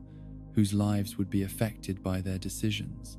The Star Plasma Vessel mission that awaited them would challenge every assumption they had developed about the relationship between duty and friendship, service and sacrifice. But during these final weeks before everything changed forever, they remained united in their commitment to protecting those who could not protect themselves while maintaining the bonds of understanding and mutual respect that made their exceptional abilities bearable rather than sources of corruption or isolation. The friendship that had developed between them represented hope that strength could be wielded without losing essential humanity, that power properly understood and applied could serve purposes greater than individual advancement or satisfaction. The evening discussions that continued throughout this period reflected their growing understanding that their generation might have opportunities to address systemic problems that had constrained previous cohorts, that their combined capabilities might enable reforms that could make Jujutsu society more effective at fulfilling its protective mission, while reducing the psychological costs that such service traditionally imposed on those who dedicated their lives to fighting forces that most people never knew existed. The confidence they felt during this period was based not on arrogance about their individual capabilities, but on faith in their partnership and the institutional support that Tokyo Jujutsu High provided for their continued development. Belief that the foundations they were building would prove sufficient to handle whatever challenges their professional careers might present. The future seemed full of possibility for meaningful achievement that would justify the sacrifices they were making, while providing opportunities for continued growth and discovery.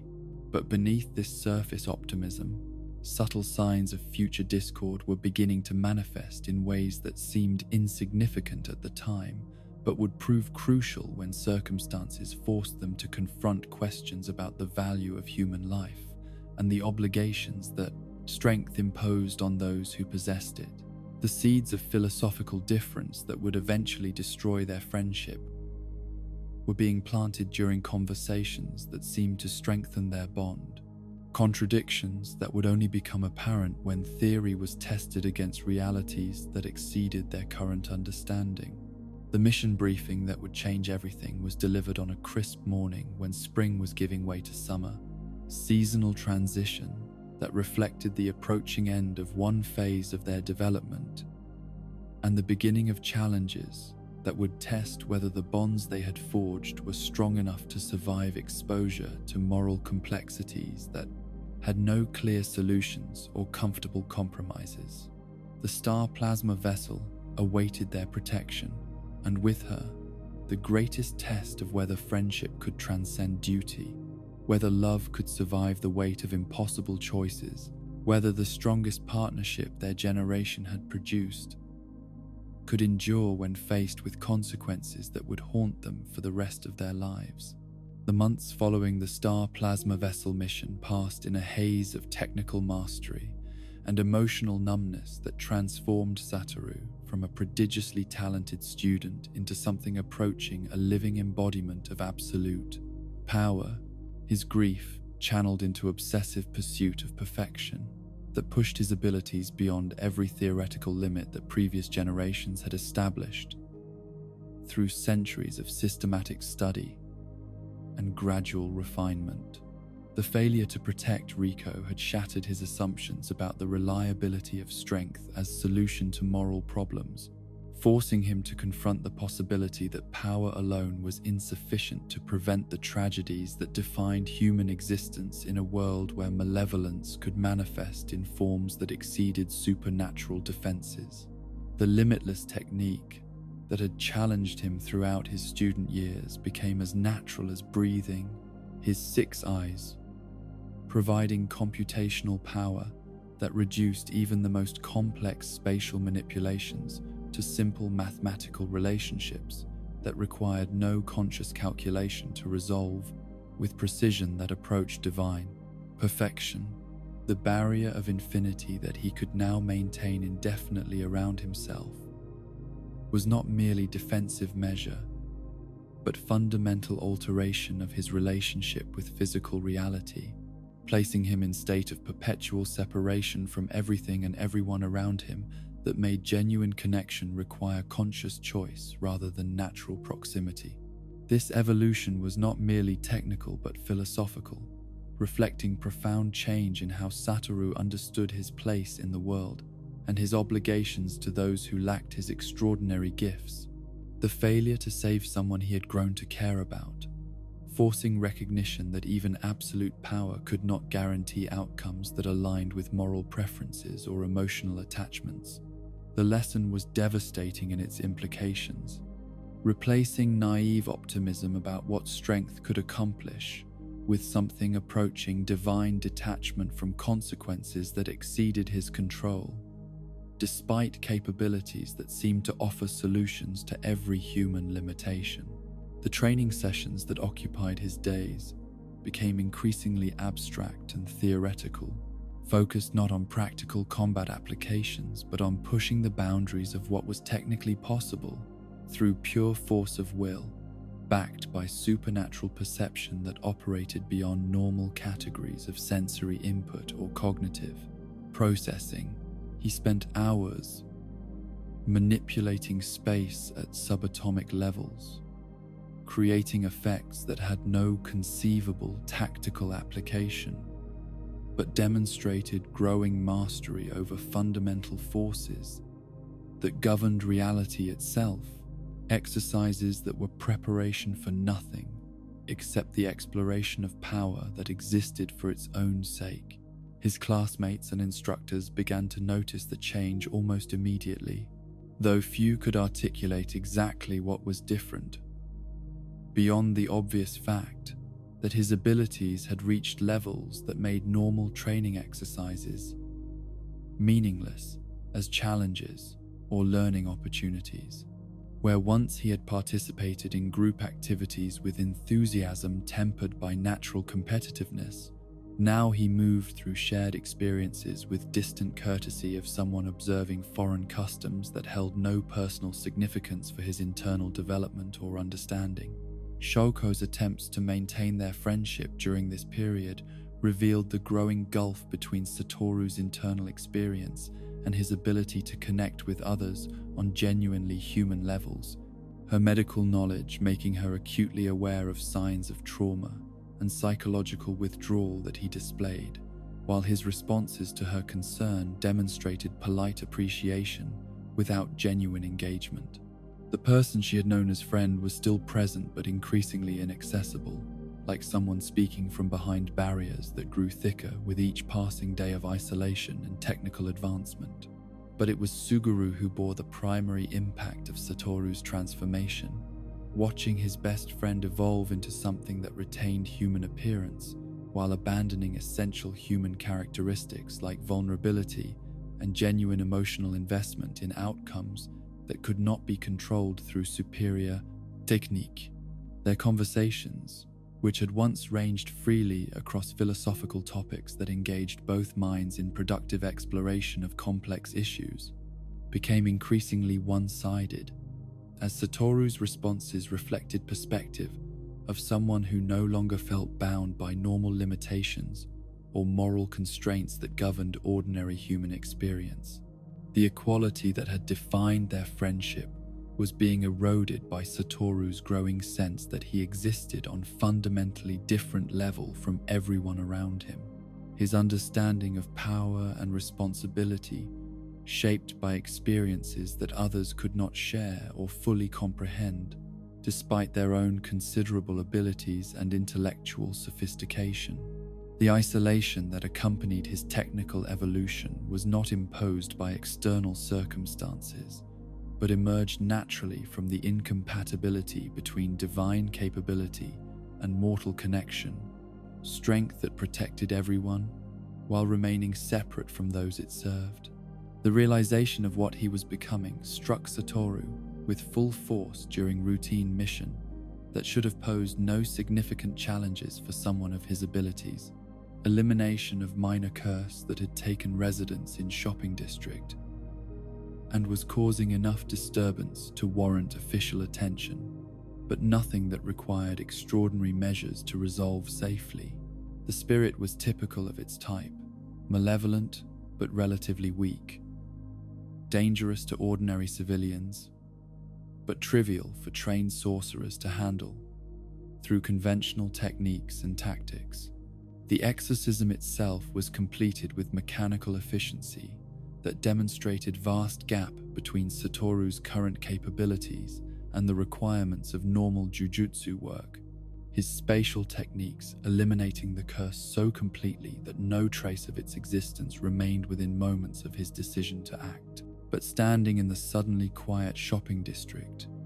watching ordinary people resume their lives with casual confidence that such protection would always be available, he was struck by profound understanding of the loneliness that defined his position in the cosmic order. These people moved through their daily routines with no comprehension of the forces that constantly threatened their existence, or the extraordinary efforts required to maintain illusion of safety that allowed their comfortable ignorance to continue without interruption from supernatural realities that operated just beyond their perception. They were not ungrateful so much as genuinely unaware, their consciousness shaped by experiences that did not include direct contact with malevolent entities or the individuals who dedicated their lives to combating such threats through methods that exceeded normal understanding. But more troubling than their ignorance was his own growing indifference to their welfare beyond abstract obligation that came with his power and position within Jujutsu society. Recognition that the people he was sworn to protect were becoming theoretical constructs rather than individuals whose suffering mattered on personal levels that could motivate genuine sacrifice or emotional investment. Their fears, hopes, and dreams were increasingly irrelevant to his calculations, except insofar as they affected larger strategic considerations about maintaining stability and preventing widespread panic. The technical breakthrough that completed his evolution into something approaching force of nature occurred during training session that was supposed to test limits of his spatial manipulation abilities under controlled conditions that could provide meaningful challenge without risking catastrophic accidents.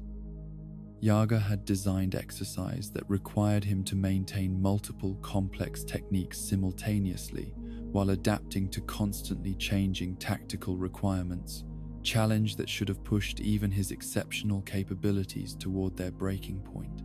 Instead, Satoru discovered that his 6 eyes could process information and coordinate responses at speeds that transcended normal categories of human cognition.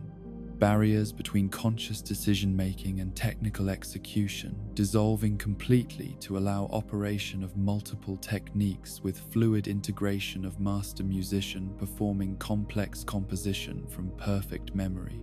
The result was not just technical mastery, but something approaching artistic expression, power wielded with aesthetic beauty that made combat into form of deadly poetry whose appreciation required understanding that exceeded normal sensory capabilities. The observers who witnessed this demonstration understood immediately that they were seeing something unprecedented in recorded history of Jujutsu sorcery, achievement that transcended normal relationship between technique and practitioner to become extension of consciousness that operated without limitations that constrained ordinary sorcerers. Previous inheritors of limitless technique had accomplished remarkable things, but none had approached level of integration and control that Satoru was displaying with apparently casual effort that made their greatest achievements seem crude by comparison. But the most significant aspect of his breakthrough was not its technical implications, but psychological effects on his understanding of his own nature and relationship to normal human experience. Moment when his power achieved perfect synthesis, with his will marking transition beyond reach of ordinary mortality, despite his continued physical existence, in forms that appeared human to casual observation. The loneliness that had troubled him throughout his development became complete and permanent, sealed behind barriers more impermeable than his infinity technique, because they were constructed from fundamental incompatibility between absolute power and genuine human connection. The philosophical discussions that had once bound him to Suguru became sources of tension as their perspectives diverged beyond possibility of meaningful communication. Debates about obligation of strong to protect weak, complicated by Suguru's growing disillusionment with Jujutsu establishment, and Satoru's increasing impatience with bureaucratic limitations on his ability to act decisively when action was clearly required. Where they had once found common ground in shared commitment to protecting people, they began developing different ideas about what protection meant and how it should be implemented in practice. The sparring sessions that had once provided opportunities for friendly competition became exercises in frustration, as gap between their abilities widened beyond point where genuine contest was possible. Suguru's curse manipulation technique seeming crude and limited compared to effects that approached reality manipulation on cosmic scale. The coordination that had once made their partnership beautiful to observe was replaced by interactions that emphasized Satoru's superiority, while reducing his friend to audience for demonstrations of power that exceeded comprehension.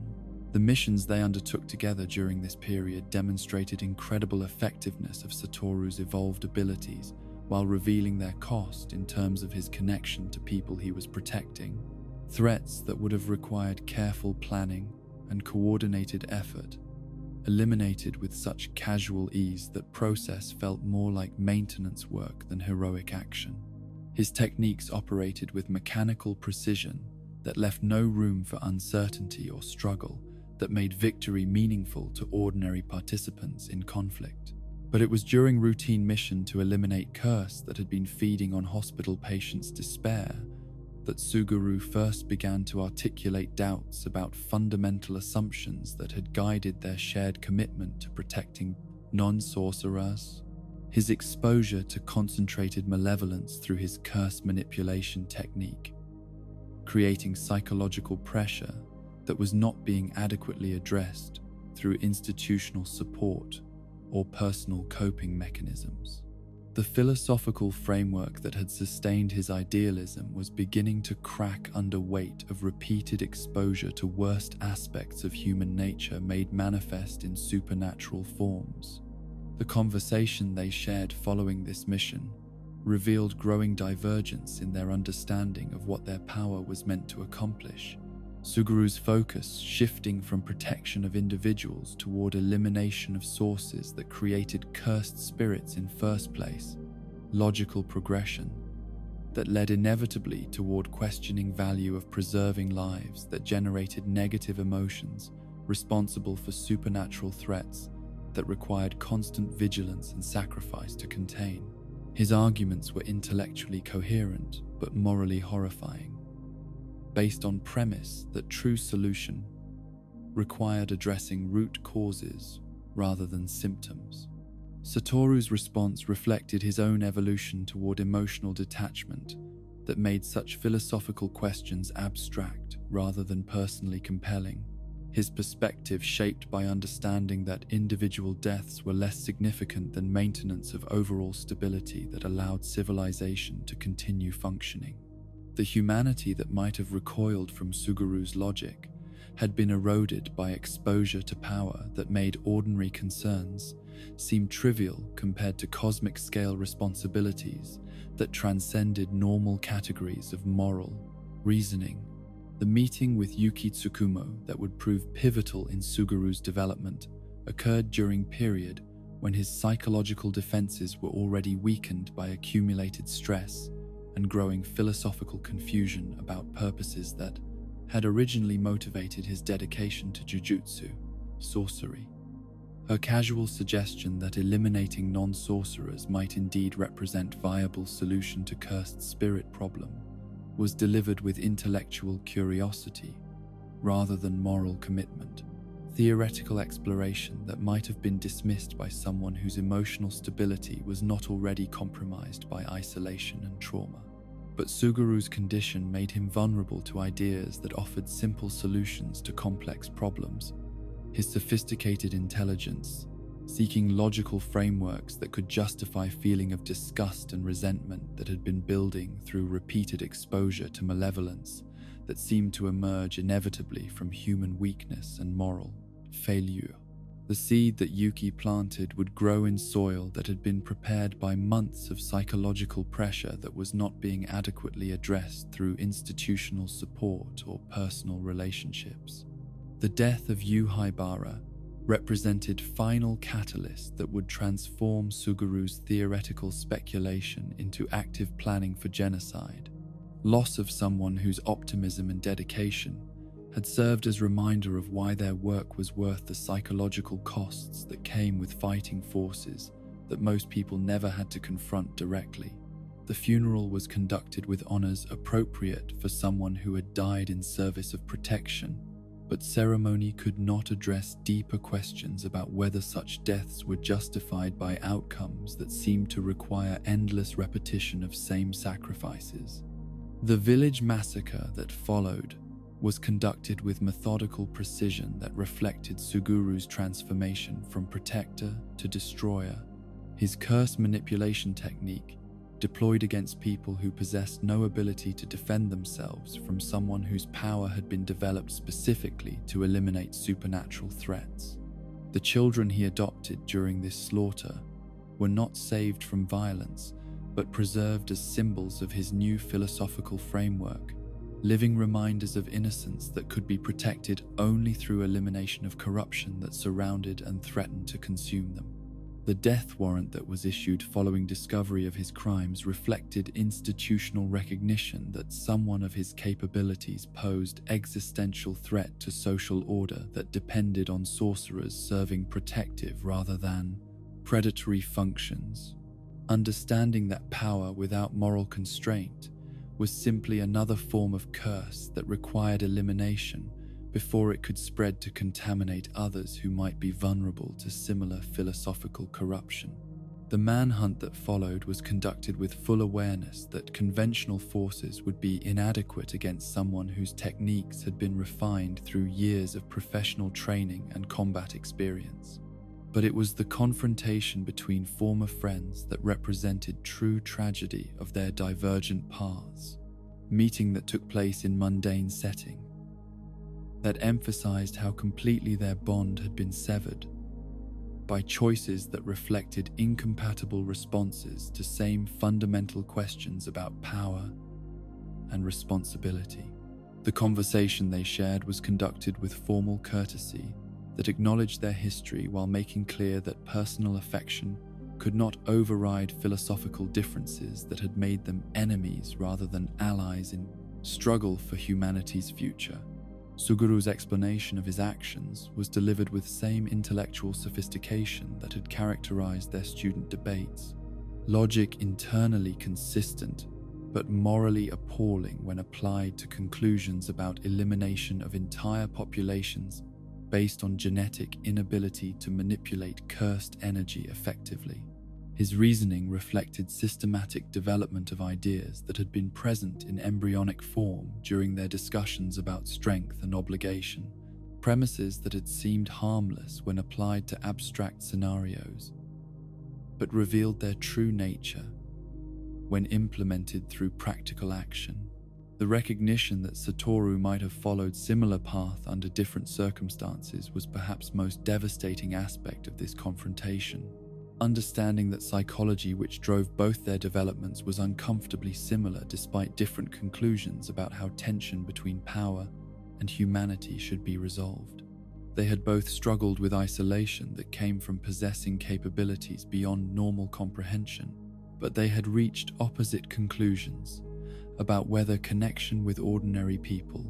was worth preserving through sacrifice of personal comfort and safety. The inability to eliminate threat that duty clearly demanded revealed fundamental humanity that Satoru's evolution had not completely destroyed, proof that some connections transcended tactical considerations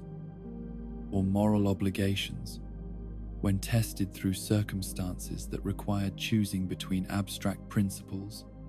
and personal affection. His failure as sorcerer was simultaneously success as human being.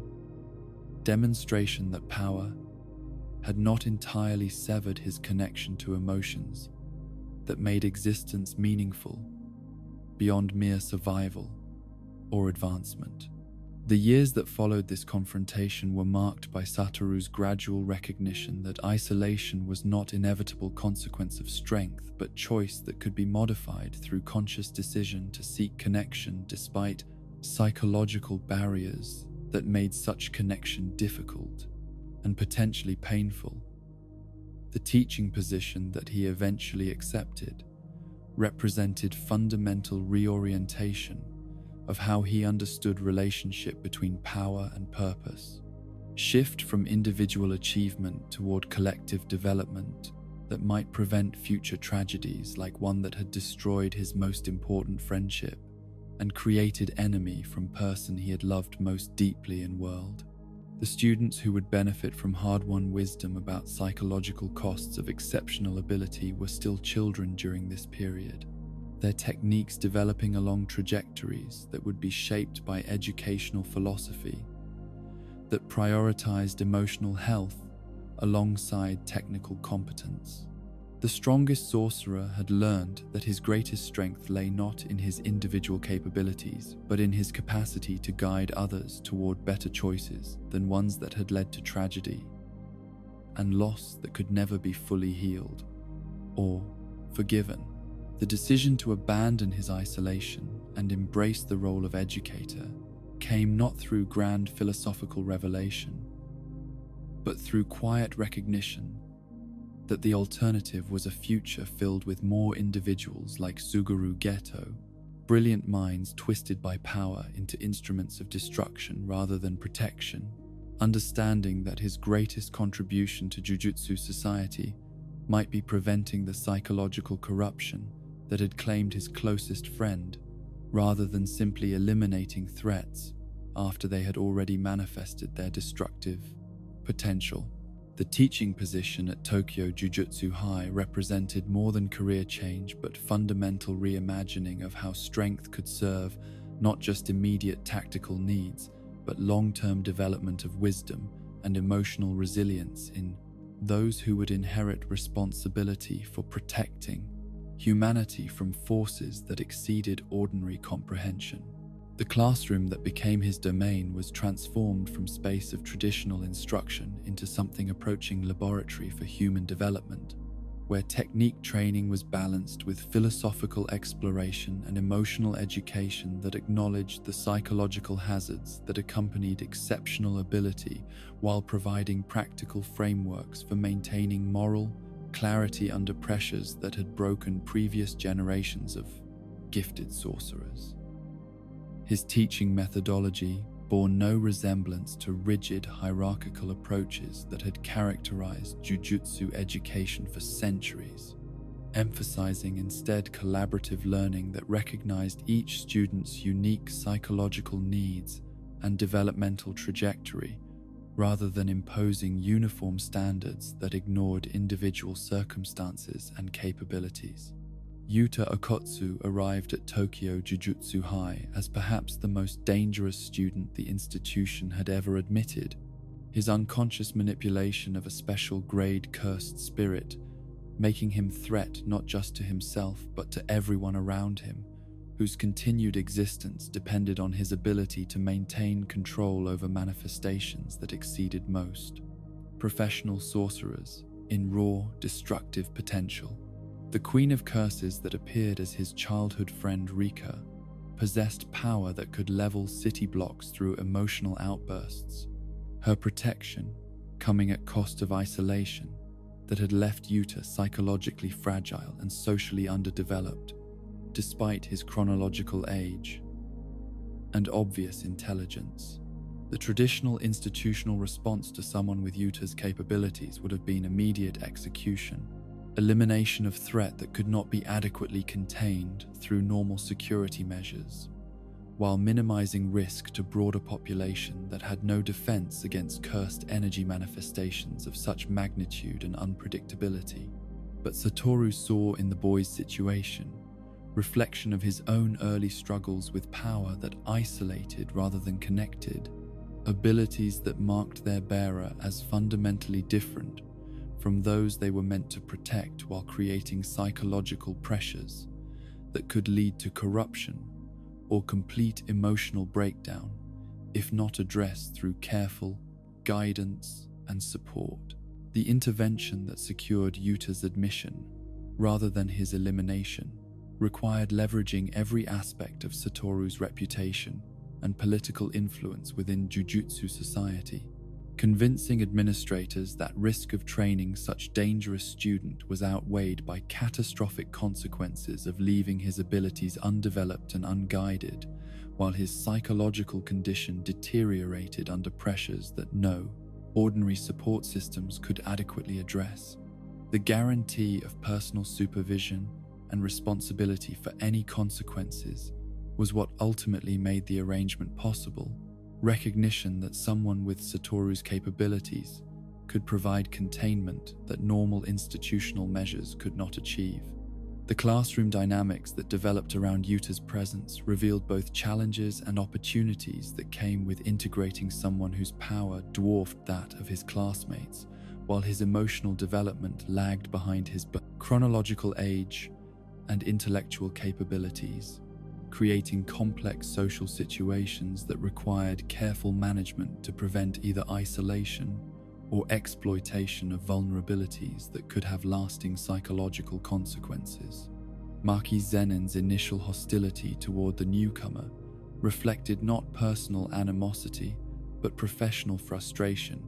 with institutional decisions that prioritized potential over proven competence.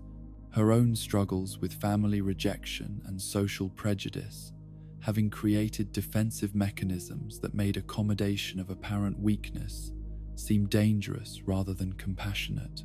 The strength that Maki had developed through systematic rejection by family members who valued inherited technique over individual character had forged someone whose dedication to excellence was matched only by her impatience with anything that seemed to represent compromise with mediocrity or acceptance of limitations that could be overcome through sufficient effort and determination. Her cursed tools expertise represented deliberate choice to excel in areas where family prejudice could not deny her achievements, technical mastery that proved capability despite genetic characteristics that traditional clan hierarchies deemed inferior to inherited supernatural abilities. Panda's more accepting attitude toward their unusual classmate demonstrated emotional intelligence that complemented his unique nature as cursed corpse with independent consciousness, his perspective informed by experiences that differed fundamentally from ordinary human development, while providing insights into challenges of existing between categories that others used to define normalcy and threat. The friendship that gradually developed between him and Yuta was based on mutual recognition of what it meant to be something other than conventionally human, while retaining essentially human values and concerns about connection and purpose. The artificial nature of Panda's existence had provided him with understanding of identity questions that most people never needed to confront directly, recognition that consciousness and personality could exist independently of biological origins while remaining authentic expressions of individual will and moral choice. His creator's devotion to crafting not just functional cursed corpse, but genuine individual with capacity for growth and relationship had succeeded beyond what anyone had believed possible when the project was first conceived. Toge Inumaki's contribution to group dynamics was subtle but crucial. His cursed speech technique, creating natural empathy for someone whose power was difficult to control and potentially dangerous to those around him, if deployed carelessly or without proper consideration of consequences that extended beyond immediate tactical objectives.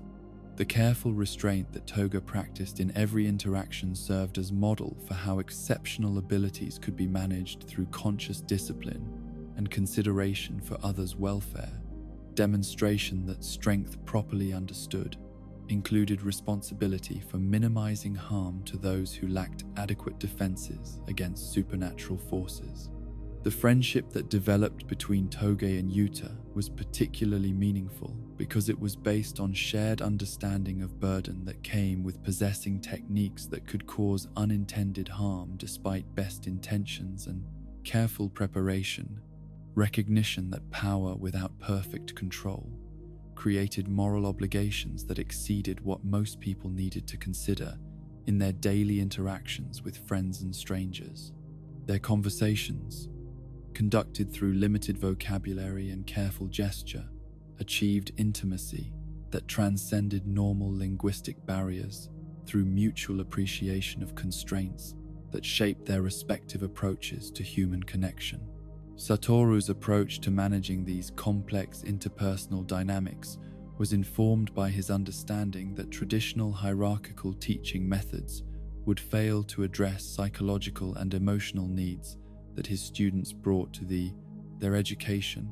Recognition that their exceptional circumstances required innovative approaches that could accommodate individual differences, while fostering group cohesion that would serve them throughout their professional careers. Instead of imposing discipline through authority, he created opportunities for organic relationship development that allowed each student to find their place within group through mutual support and shared challenge, rather than competitive ranking that might have created destructive rivalries. The training exercises he designed for this exceptional group required constant innovation to accommodate abilities that ranged far beyond normal parameters, while ensuring that no student felt either unchallenged or overwhelmed by demands being placed on their developing capabilities and emotional resilience. Yuta's sessions with Rika required spaces that could contain potential devastation while providing opportunities for him to develop conscious control over manifestations that had previously been purely reactive responses to emotional stimuli rather than deliberate technique applications guided by tactical understanding and moral consideration. But the most significant aspect of Satoru's teaching during this period was his recognition that technical instruction alone was insufficient to prepare students for psychological demands they would face as active sorcerers. Understanding that combat effectiveness without emotional foundation was preparation for psychological breakdown rather than sustainable professional service. The conversations he initiated about responsibility, mortality, and weight of protecting those who could not protect themselves were designed to provide philosophical framework for processing experiences that had driven previous generations toward extremism or complete emotional collapse. The mission to elementary school that served as Yuta's first practical test demonstrated both effectiveness of Satoru's training methods and their limitations. When applied to real-world situations where lives hung in balance, of student performance under circumstances that could not be perfectly controlled or predicted through academic preparation. The cursed spirit that had taken residence in building was powerful enough to pose genuine threat, but not so overwhelming that success was impossible with proper technique and teamwork. Challenge, calibrated to provide meaningful testing without creating circumstances where failure would result in tragedy that could permanently damage student psychological development. Yuta's performance during this mission revealed progress he had made in developing conscious control over Rika's manifestations, while highlighting areas where further development was necessary before he could be considered ready for independent operation in situations where precision was more important than raw force applied without adequate consideration of collateral damage or long-term consequences. His techniques were powerful but crude, effective but inefficient, successful but not yet refined to level that would allow him to function safely in complex tactical situations. The aftermath of mission provided opportunities for individual instruction that was impossible in group settings, allowing Satoru to address Yuta's specific psychological needs while helping him understand how his development was progressing relative to long-term goals that extended beyond simple combat effectiveness towards sustainable, professional competence that could be maintained throughout. Career that might span decades of exposure to trauma and moral complexity. These private conversations were perhaps the most crucial aspect of his education, providing safe space for exploring fears and doubts that could not be addressed in front of peers who might interpret vulnerability as weakness rather than natural response to extraordinary circumstances. The revelation that Yuta had unconsciously cursed his childhood friend rather than being chosen by external entity represented breakthrough in his development that was both liberating and terrifying in its implications. Understanding that his power came from his own traumatic grief rather than supernatural imposition, meaning that he could potentially learn to control it, while also bearing responsibility for everything that Rika had done under his unconscious direction. The weight of this knowledge required careful processing to prevent it from becoming another source of psychological damage that could undermine progress he had made in developing healthier relationship with his abilities and their consequences.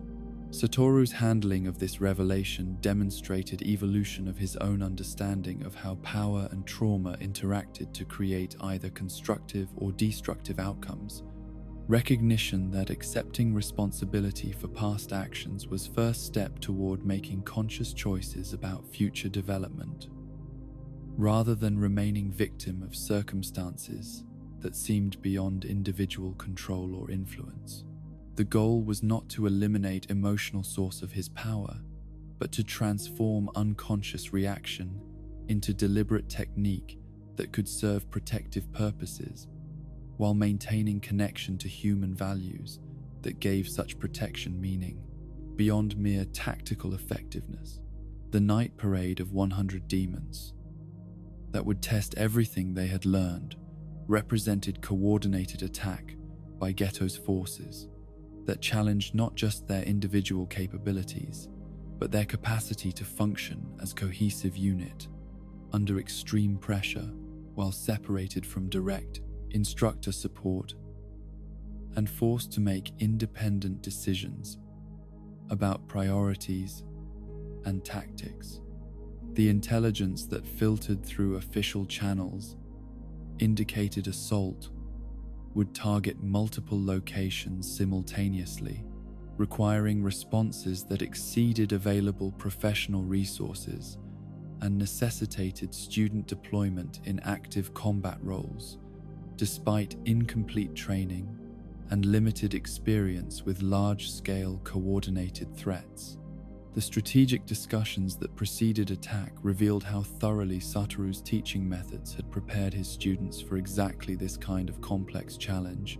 their participation in planning processes demonstrating readiness to accept responsibility for outcomes that would affect far more than their own welfare, while contributing insights based on unique capabilities that complemented rather than competed with each other.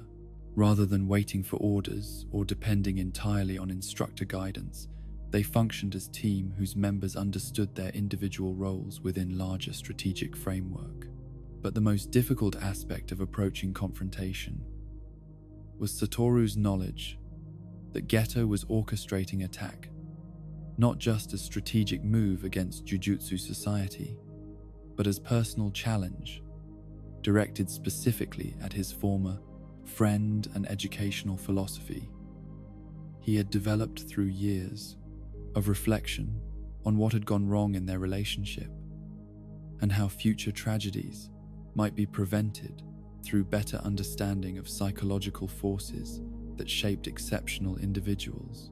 The night parade was simultaneously a test of whether next generation could surpass failures of their predecessors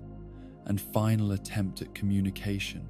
between people whose friendship had been destroyed by irreconcilable differences about humanity's worth and future. The battle itself unfolded across multiple locations with coordination that pushed every participant beyond their previous limits, while demonstrating effectiveness of training that emphasized adaptability over rigid technique, execution, students proving capable of modifying tactics in response to unexpected developments, while maintaining focus on primary objectives despite psychological pressures that might have overwhelmed less thoroughly prepared individuals. Yuta's performance throughout Crisis was particularly remarkable, his growing mastery of Rika's power, allowing him to function effectively in situations that would have overwhelmed someone with his level of experience under normal circumstances. The moment when Yuta successfully released Rika from curse that had bound them together represented not just personal triumph, but validation of Satoru's approach to education that prioritized emotional development alongside technical training, proof that love rather than power had provided key to resolution, being exactly kind of outcome that traditional Jujutsu education would have failed to achieve through its focus on strength rather than human connections that gave strength, meaning beyond mere capability demonstration. The transformation was beautiful and terrible simultaneously, manifestation of how positive emotions could achieve what force alone could never accomplish. But victory was overshadowed by confrontation that everyone had known was inevitable, since Moment Intelligence confirmed Ghetto's involvement in orchestrating attack final meeting between former friends that would take place not in private setting where their friendship had originally developed, but in public aftermath of violence that had tested everything they had built since their student years ended, in tragedy and mutual incomprehension. The conversation between Satoru and Geto was conducted with formal courtesy of people who had moved beyond personal animosity towards something approaching mutual respect for irreconcilable positions that could only be resolved through elimination of one perspective or the other. Geto's final assessment of Satoru's teaching philosophy was delivered with same intellectual sophistication that had characterized their student debates, acknowledging effectiveness of his methods, while maintaining that such approaches merely postponed, rather than resolved, fundamental contradictions that made conflict between sorcerers and ordinary humans inevitable given current social structures and institutional priorities. His death was neither surrender nor defeat, but acceptance that their philosophical war would continue through students they had trained and institutions they had influenced, understanding that ideas could survive physical elimination of those who had originally articulated them. The aftermath of Geto's death left Satoru with complex emotions that reflected both grief for friendship they had lost and relief that immediate threat to his students and society had been eliminated through action that had been necessary, despite personal cost, that such action imposed on someone who had never stopped caring about person his enemy had once been. The responsibility for ending life of someone he had once loved was balanced against knowledge that delay would have cost innocent lives while potentially allowing corruption to spread to others who might have been vulnerable to similar philosophical seduction. The legacy that would define impact of this confrontation was not just elimination of immediate threat, but establishment of educational approach that recognized psychological development as essential component of training rather than secondary consideration that could be addressed after technical competence had been achieved. The teacher had learned through tragic experience that power without wisdom was preparation for catastrophe, understanding that his greatest contribution would be nurturing complete human beings who could wield strength without being corrupted by it, rather than simply creating more effective instruments of supernatural warfare whose moral development lagged behind their tactical capabilities. The evening of October 31st, 2018, descended upon Tokyo with the deceptive tranquility of a city preparing for celebration. Halloween decorations transforming familiar streets into theatrical displays of mock horror that provided bitter irony for what would unfold as genuine supernatural warfare fought in shadows between costumed civilians whose only concern was collecting candy and capturing photographs to commemorate their innocent festivities. The curtain that fell over Shibuya Station was not decoration but trap, barrier technique deployed with precision that had been refined through months of careful planning by minds that understood how to exploit the strongest sorcerer's greatest weakness, his unwillingness to sacrifice innocent lives for tactical advantage. Satoru's approach to the crisis reflected confidence born from decades of unmatched success against every conceivable threat. His casual stride through streets filled with potential hostages, demonstrating faith in abilities that had never failed to provide solutions to problems that challenged conventional responses. But beneath this surface assurance lay subtle recognition that enemies who chose time and place of confrontation possessed strategic advantages that could potentially neutralize overwhelming power through careful exploitation of moral constraints that prevented him from deploying techniques at full effectiveness when civilian casualties would result from unrestricted combat. The underground passages beneath Shibuya Station had been transformed into arena that maximized every disadvantage that even strongest sorcerer faced when operating in populated areas. Confined spaces limiting ability to deploy spatial manipulation at full power, while presence of thousands of innocent hostages created psychological pressure that opponents could exploit to force tactical errors or moral compromises that might create openings in defenses that were otherwise impenetrable. The architecture itself became weapon deployed against someone whose techniques required space to achieve optimal effectiveness. Jogo's presence at confrontation was expected but still troubling, representing not just powerful opponent, but reminder of how previous encounters had established patterns of behavior that could be predicted and potentially exploited by enemies who had studied his responses to various forms of provocation and challenge. The special grade curse's obsession with proving himself against absolute strength had evolved from simple challenger's pride into something approaching religious fervor,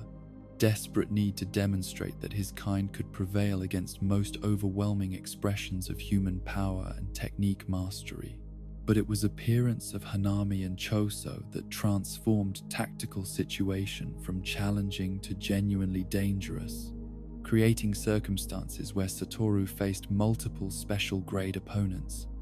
whose techniques complemented each other, while his own abilities were constrained by environmental factors that prevented full deployment of most devastating capabilities. The coordination their attacks displayed suggested planning that went beyond opportunistic alliance towards systematic analysis of his capabilities and weaknesses that had been conducted with scientific precision and thorough understanding of how spatial manipulation functioned under various conditions. The domain amplification technique that his opponents employed represented perhaps most sophisticated counter to his abilities that anyone had ever developed, neutralizing spatial manipulation that had made him effectively untouchable throughout his career, while forcing him to rely on physical capabilities and tactical knowledge rather than overwhelming technical advantages that had defined every previous confrontation with supernatural threats. The experience of being vulnerable to direct attack was both novel and terrifying, reminder that even absolute power could be circumvented by sufficiently clever opposition that understood fundamental principles better than their wielder had anticipated. The civilians who surrounded battle served simultaneously as shields for his enemies and constraints on his own actions, their presence transforming every tactical decision into moral calculation that weighed immediate effectiveness against potential collateral damage to people whose only crime had been choosing wrong time and place to use public transportation. Each technique he deployed had to be precisely controlled, not just for optimal impact against opponents, but to avoid causing casualties among individuals whose worldview did not include possibilities for supernatural combat occurring around them without their knowledge or consent. The fighting that erupted through Underground Complex demonstrated both incredible effectiveness of coordinated special grade combat and fundamental limitations that moral considerations imposed on someone whose power could have resolved situation instantly if deployed, without regard for innocent lives caught in crossfire. Every exchange of attacks had to account for structural integrity of building above, evacuation routes for trapped civilians, and psychological impact that witnessing supernatural combat would have on people whose understanding of reality did not include such possibilities as routine occurrences. Hanami's elimination was accomplished with techniques that pushed boundaries of what was possible while maintaining precision necessary to avoid catastrophic collateral damage. Victory that came at cost of revealing to remaining opponents exactly how he adapted to their domain amplification strategy, while providing them with information that would inform subsequent tactics and limit his options for dealing with future encounters using similar countermeasures. The knowledge they gained from observing his responses would influence remainder of battle while constraining his tactical flexibility. The arrival of mutated humans that his enemies deployed represented new level of psychological warfare designed to exploit protective instincts that defined his entire approach to conflict resolution. Creatures that had once been ordinary people whose transformation into weapons was not their choice, but result of techniques that violated fundamental boundaries between human and cursed spirit nature. These beings created situations where any response he made would involve either allowing harm to innocence or causing harm to innocence, eliminating possibility of purely defensive action that could resolve crisis without moral compromise. Mahito's participation in assault added psychological dimensions that went beyond tactical considerations into deliberate emotional manipulation designed to exploit trauma and guilt that came from years of making impossible choices about whose lives to prioritize when perfect protection proved impossible to achieve. The curse's ability to manipulate souls made him uniquely dangerous, not just as combatant but as someone who understood how to weaponize moral conflicts that shaped every decision a protector had to make when confronted with scenarios that had no acceptable solutions. The moment when Prison Realm manifested represented culmination of planning that had analyzed not just his technical capabilities, but psychological vulnerabilities that could be exploited through precise emotional manipulation. Understanding that even strongest person could be paralyzed by shock if circumstances were calibrated to target connections that made protection meaningful, rather than merely tactical obligation. The artifact's appearance should have triggered immediate defensive responses, but sight that accompanied it shattered his capacity for rational reaction through direct assault on emotional foundations that supported his entire approach to supernatural combat. Suguru Geto stood before him with casual confidence that had characterized their student years, unchanged by death or time, speaking with voice that had shared countless conversations about strength and responsibility and weight of protecting those who could never fully understand sacrifices made on their behalf. The intellectual recognition that this was impossible warred with emotional responses that had been shaped by decades of grief and regret over friendship that had been lost to irreconcilable philosophical differences about humanity's worth and future direction. The prison realm's sealing condition required not physical vulnerability but mental paralysis, ancient magic that understood how absolute power became meaningless when person wielding it lost capacity for coherent thought and decisive action under circumstances that exceeded emotional preparation despite intellectual understanding of what was occurring. The minute of subjective time that passed while Satoru processed impossibility of Geto's presence was sufficient for Artifact to complete its function, wrapping around him with binding force that transcended normal categories of physical restraint or supernatural containment. The realization that he had been outmaneuvered, not through superior strength, but through emotional manipulation, was perhaps more devastating than physical confinement itself,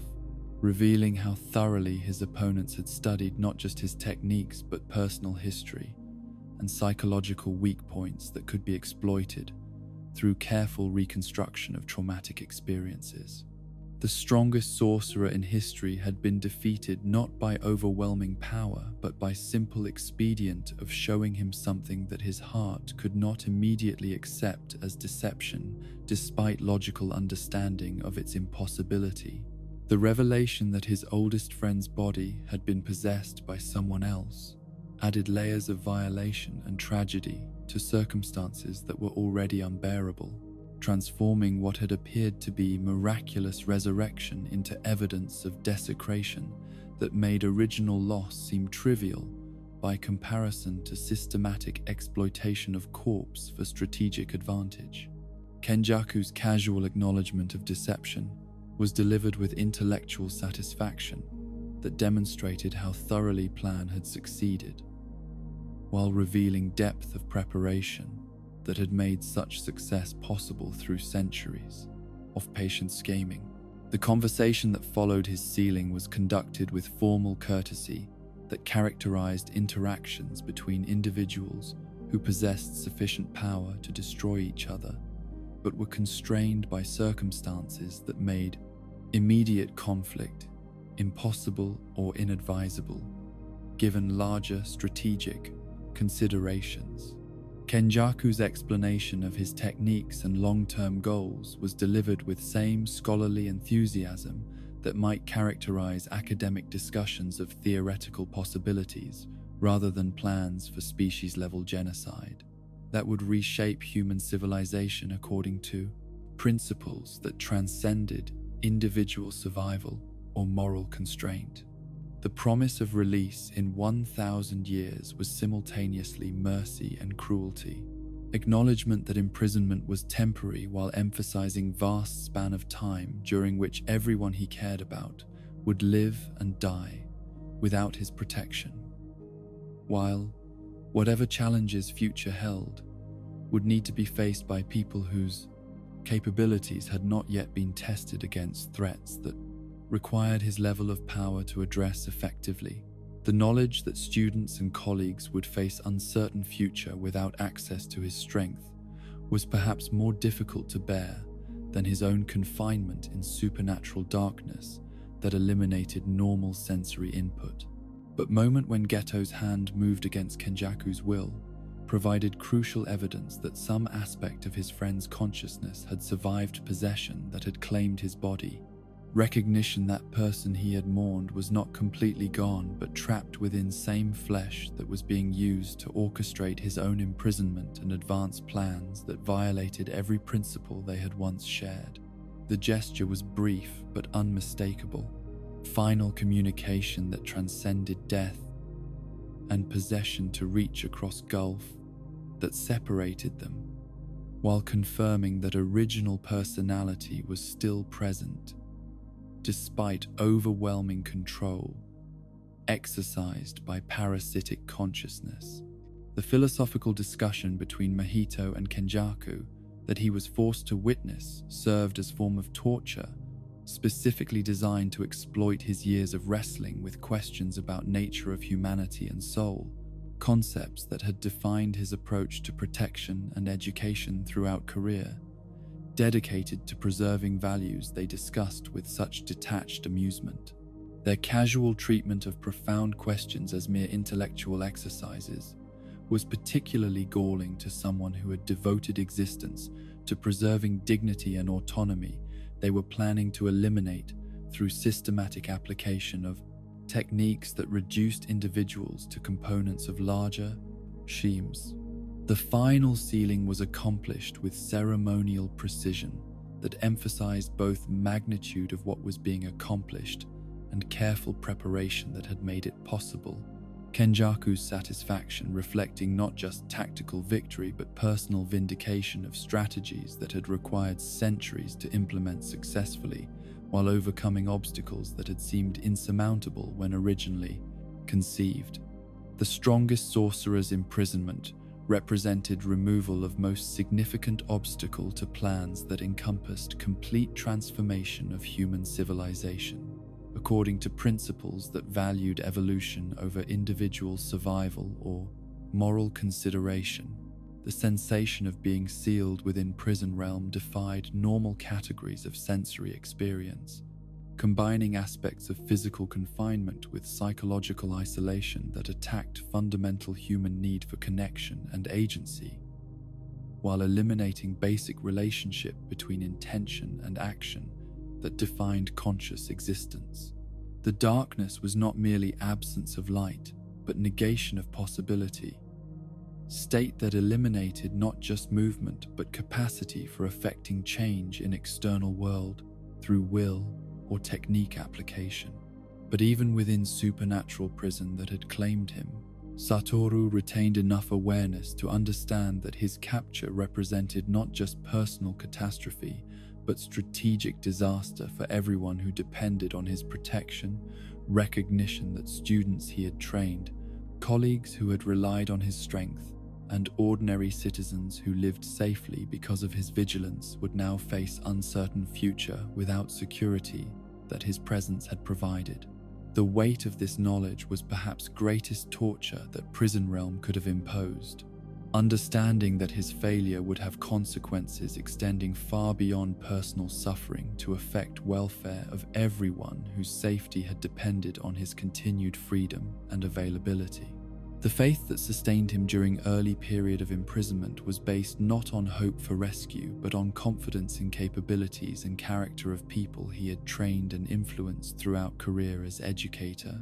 Recognition that next generation of sorcerers possessed not just technical abilities that exceeded previous cohorts, but wisdom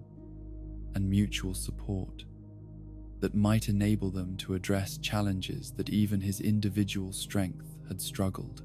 to handle effectively. The bonds between his students were stronger than what previous generations had achieved.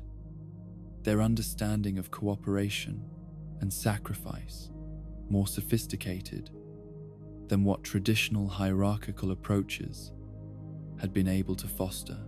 The determination that gradually replaced initial despair was based on systematic analysis of what his imprisonment meant for broader struggle between human civilization and forces that sought its destruction, understanding that his eventual escape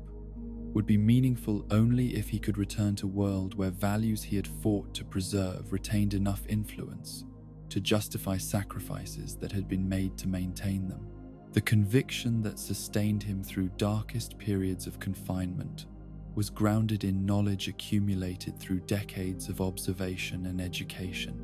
Recognition that human spirit possessed resilience that could survive and eventually overcome even most overwhelming expressions of supernatural malevolence when properly supported and guided. The promise he made to himself during longest nights of imprisonment was not about revenge against those who had orchestrated his capture,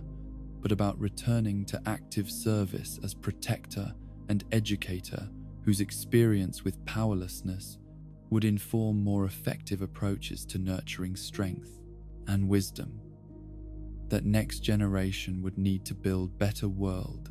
than one that had produced such conflicts through institutional failures and individual moral corruption that could be addressed through better understanding and more comprehensive preparation for psychological challenges that accompanied exceptional ability. The liberation from the prison realm came not with dramatic flourish that might have been expected from release of the world's strongest sorcerer,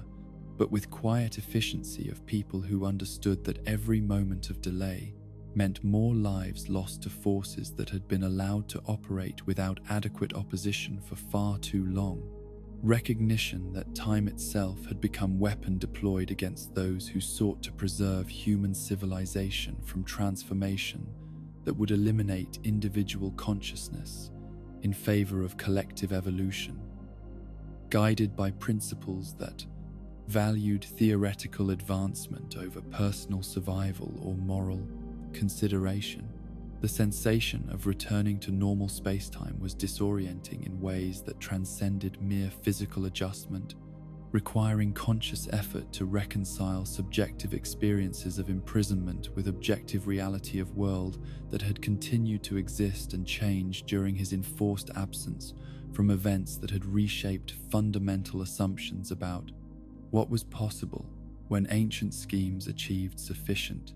momentum to overcome institutional resistance and individual opposition. The months that had passed in external time corresponded to subjective years of isolation within supernatural constraints that had been designed to eliminate hope while preserving consciousness that could observe but not influence outcomes that affected everyone he had sworn to protect. The faces that greeted him upon emergence reflected complex mixture of relief and apprehension that came with welcoming back someone whose power could reshape current crisis, but whose psychological state after prolonged supernatural confinement remained unknown and potentially dangerous to those around him. If trauma had affected his judgment or emotional stability, in ways that might compromise his ability to distinguish between allies and enemies. In situations requiring immediate, decisive action,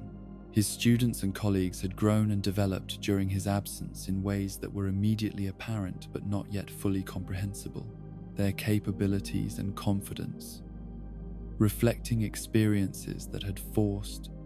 accelerated maturation under circumstances he had not been present to guide or moderate.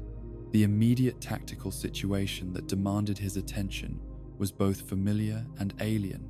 recognizable patterns of conflict overlaid with innovations and adaptations that had emerged during a period when traditional approaches had proved inadequate. Without his direct participation to provide overwhelming force that could resolve complex problems through simple application of superior technique. The culling game that Kenjaku had orchestrated represented escalation of supernatural warfare beyond anything that previous generations had contemplated, transforming entire nation into battlefield where ordinary citizens could be transformed into participants regardless of their knowledge or consent about forces that would determine their survival or destruction.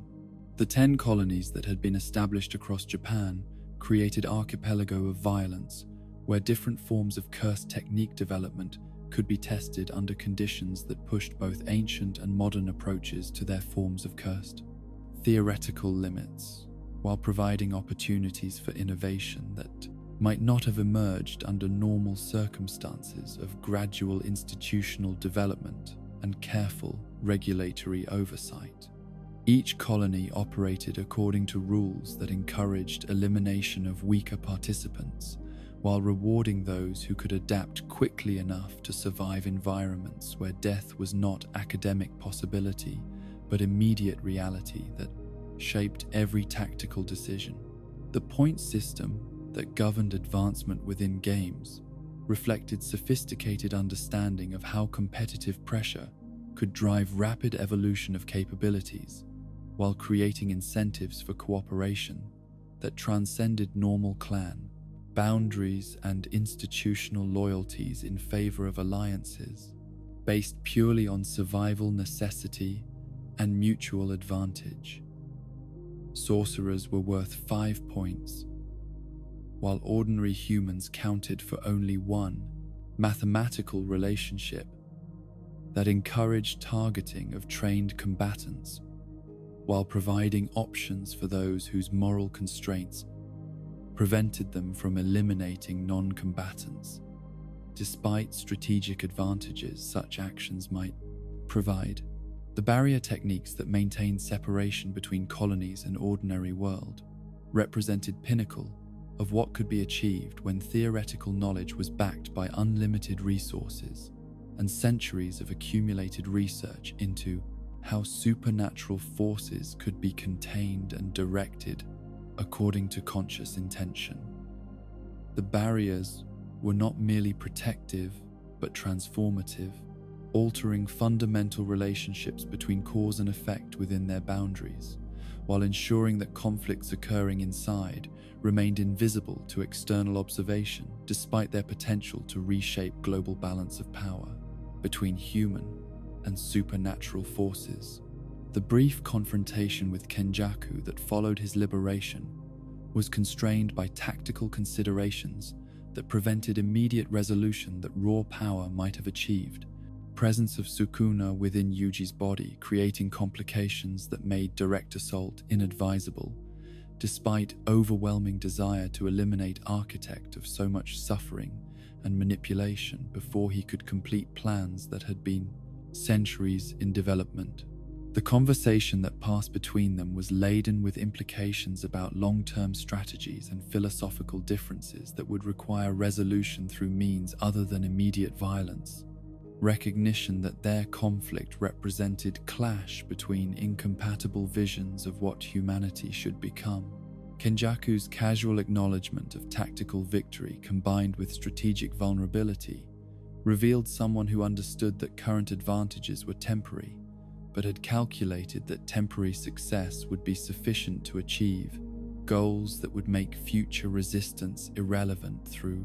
fundamental transformation of conditions that made such resistance possible. His confidence was based not on belief in his own invincibility, but on systematic analysis of probabilities and contingencies that suggested overwhelming likelihood that his merger plans would succeed regardless of individual opposition that might emerge from current circumstances. The intelligence briefing that brought Satoru current on developments during his imprisonment was perhaps more difficult to process than physical challenges he had faced, revealing scope of losses that had occurred while he was unable to provide protection or guidance to those who had depended on his strength for security that could not be replaced through conventional means or alternative approaches to supernatural threat management. Each name on casualty lists represented not just strategic loss, but personal failure to fulfill obligations that had defined his understanding of what his power was meant to accomplish. Nanami's death struck him with particular force, representing not just loss of capable colleague, but evidence of how absence of adequate support had forced good people into situations where their best efforts proved insufficient against opponents who possessed advantages that conventional training had not prepared them to address. The salaryman who had returned to Jujutsu work despite preferring ordinary employment had died protecting people whose names he would never know. Sacrifice that exemplified dedication to principles that transcended personal preference or comfort in favor of moral obligation that could not be abandoned regardless of cost. The conversation with Shoko about their shared losses was conducted with careful emotional control that both had developed through years of processing trauma that came with their profession, recognition that grief was luxury they could not afford while immediate threats required focused attention and tactical decision-making that could not be clouded by emotional responses to losses that could not be reversed through any application of technique or determination. The medical examiner's clinical approach to mortality provided framework for discussing death without being consumed by it, though even her professional detachment could not completely shield either of them from emotional impact of cataloging how many friends they had outlived. The reunion with surviving students revealed how thoroughly they had adapted to circumstances that exceeded what their training had been designed to prepare them for. Their competence and confidence providing evidence that education, focusing on emotional development alongside technical instruction, had produced individuals capable of functioning effectively under pressures that had broken previous generations of equally gifted sorcerers. But their growth had come at cost of innocence and optimism that could never be recovered. Experience having taught them lessons about sacrifice and loss that no classroom exercise could have conveyed as effectively. Yuji's evolution during period of imprisonment was particularly striking. Young man having developed not just technical abilities, but psychological resilience that reflected experiences no teenager should have been forced to endure while maintaining essential humanity that had motivated his original decision to consume Sukuna's finger in order to save others. The conversations they shared revealed someone who had processed trauma and responsibility in ways that preserved capacity for compassion despite exposure to malevolence that might have corrupted less fundamentally decent individual. The strategic planning sessions that occupied his first days of freedom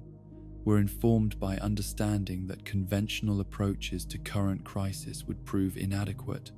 requiring innovation and adaptation that pushed beyond established doctrine toward new paradigms of supernatural warfare that could address threats operating at scales and levels of sophistication that previous conflicts had not approached. The culling game represented not just tactical challenge, but existential threat to social contract that maintained separation between Jujutsu world and ordinary society, making traditional considerations of secrecy, potentially counterproductive when complete concealment was no longer possible. The revelation about binding vow that would govern his ultimate confrontation with Sukuna created framework that both limited and focused his remaining time, providing certainty about eventual fate while creating urgency about accomplishing whatever remained possible before final battle that would determine whether human civilization could survive forces that had been unleashed through centuries of careful preparation and systematic exploitation of institutional weaknesses. The knowledge that death was approaching was less disturbing than might have been expected, representing completion rather than interruption of life that had been dedicated to protection and service. The amplification ritual that Yutahim performed was as much ceremony as tactical enhancement, acknowledgement of significance of what was approaching while providing every possible advantage for confrontation that would test not just his individual capabilities but wisdom and character that had been developed through decades of experience with challenges that came with exceptional ability and cosmic responsibility. The power that flowed through him during preparation represented culmination of everything he had learned about relationship between technique and purpose, strength and humanity. The preparation for battle was conducted with methodical attention to details that reflected both professional competence and personal acceptance of approaching mortality, understanding that outcome was predetermined by cosmic forces that operated beyond individual control, while manner of achieving that outcome remained subject to conscious choice and strategic planning that could influence how values would forces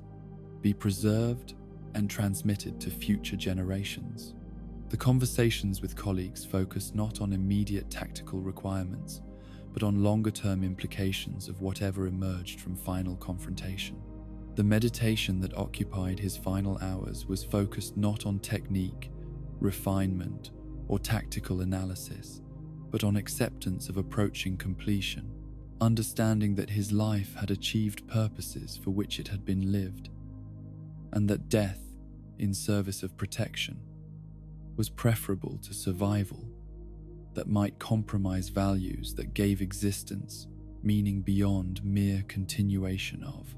consciousness or preservation of individual identity. The strongest sorcerer approached his destiny with peace that transcended fear, recognition that some struggles were worth ultimate sacrifice regardless of whether victory could be assured through conventional means. The dawn that preceded final battle was clear and bright, providing natural beauty that served as reminder of what was worth protecting while emphasizing continuity of cosmic processes that transcended individual human concerns about mortality and meaning, understanding that world would continue regardless of personal fate, but that actions could influence whether that continuation occurred under conditions that preserved dignity and possibility for future generations, who would inherit consequences of choices made by those who possessed power to shape outcomes through conscious decision and moral commitment. December 24th arrived with crystalline clarity that seemed to herald either triumph or tragedy, depending on perspective about what the day would bring. Winter morning light, reflecting off snow-covered streets of Tokyo, with brilliance that transformed ordinary urban landscape into something approaching sacred space, where two beings who had transcended normal categories of human capability would resolve questions that had been building toward. This confrontation for over 1,000 years of accumulated power, resentment, and philosophical incompatibility. The battlefield that had been prepared in Shinjuku was simultaneously intimate and cosmic in its implications. Arena where individual combat would determine fate of human civilization, while serving as final examination of everything that Jujutsu sorcery had achieved through centuries of development and refinement. Satoru's arrival at designated location was marked by casual confidence that had characterized his approach to every major challenge throughout his career. But those who knew him well could perceive subtle differences that reflected his understanding of what this battle represented beyond simple test of technique or demonstration of superior power. The ritual amplification that Yutahime had provided still coursed through his system like liquid starlight, enhancing already overwhelming capabilities, while serving as a reminder that this confrontation would require everything he had learned and become during his extraordinary existence as bridge between human limitation and divine possibility. The opening gambit that announced beginning of their battle was conducted with theatrical flair that both combatants understood was appropriate for encounter that would be witnessed by forces beyond normal human perception, entities whose allegiances and interests would be affected by whatever outcome emerged from their clash between absolute power and absolute malevolence. The hollow purple that Satoru launched as his first attack was enhanced beyond anything he had previously achieved, its destructive potential sufficient to eliminate lesser opponents completely, while serving as statement of serious intent for someone who required more dramatic demonstration of commitment to victory. Sukuna's response to this opening demonstrated both his contempt for conventional displays of power and his understanding that person he faced represented first genuine challenge he had encountered since resurrection in modern era, recognition that strategies developed against previous opponents would prove inadequate against someone whose capabilities had evolved beyond what historical precedent could illuminate or prepare him to counter effectively. The King of Curses had spent months since his return studying contemporary Jujutsu world while developing techniques and countermeasures specifically designed to neutralize abilities that had made Satoru effectively invincible against every previous challenger. The initial exchanges between them were characterized by elegant violence that could only emerge from combatants who possessed perfect mastery of their respective abilities, while understanding that victory would require pushing beyond every previous limit they had established through training and experience. Recognition that conventional approaches would prove insufficient against opponents whose power operated at levels that transcended normal categories of supernatural combat effectiveness. Each technique was deployed with mathematical precision that took into account not just immediate tactical considerations, but psychological and strategic implications of revealing capabilities that had been held in reserve. The blue technique that Satoru employed to control battlefield demonstrated evolution in his spatial manipulation abilities that reflected insights gained during imprisonment within Prison Realm, understanding of how space and time could be warped in ways that exceeded even his previous theoretical comprehension of what was possible when infinite perception was combined with unlimited technique mastery. The effects he achieved were beautiful and terrible in equal measure, reality itself bending to accommodate his will, while Sukuna adapted with fluid grace of someone for whom such impossibilities were merely novel entertainment rather than existential threats. The building that served as their initial battlefield was transformed from mundane commercial architecture into abstract art created through application of overwhelming supernatural force, its destruction serving as canvas for techniques that existed at intersection of mathematics and mythology, while demonstrating how completely both combatants had moved beyond normal considerations of collateral damage or environmental preservation. The structural integrity that had been designed to support ordinary human activities became irrelevant when forces that could reshape reality, according to conscious intention, were applied without restraint or consideration for anything except tactical advantage and aesthetic expression. The domain expansion that Sukuna deployed first was intended not just as tactical escalation, but as psychological statement about nature of power and futility of resistance against forces that had existed since before human civilization. Developed concepts adequate to comprehend their scope or implications for species survival. Malevolent Shrine manifested with oppressive authority of ancient evil, given perfect expression through technique that had been refined across centuries of contemplation and preparation. Its sure-hit effects, designed to eliminate any opponent through sheer overwhelming malice, made manifest in slashing attacks that cut through space itself. But the counter-domain that Satoru deployed in response demonstrated that his own understanding of reality manipulation had evolved beyond even Sukuna's expectations.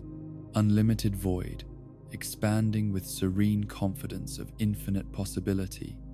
made available to consciousness capable of grasping its implications for fundamental restructuring of relationship between individual will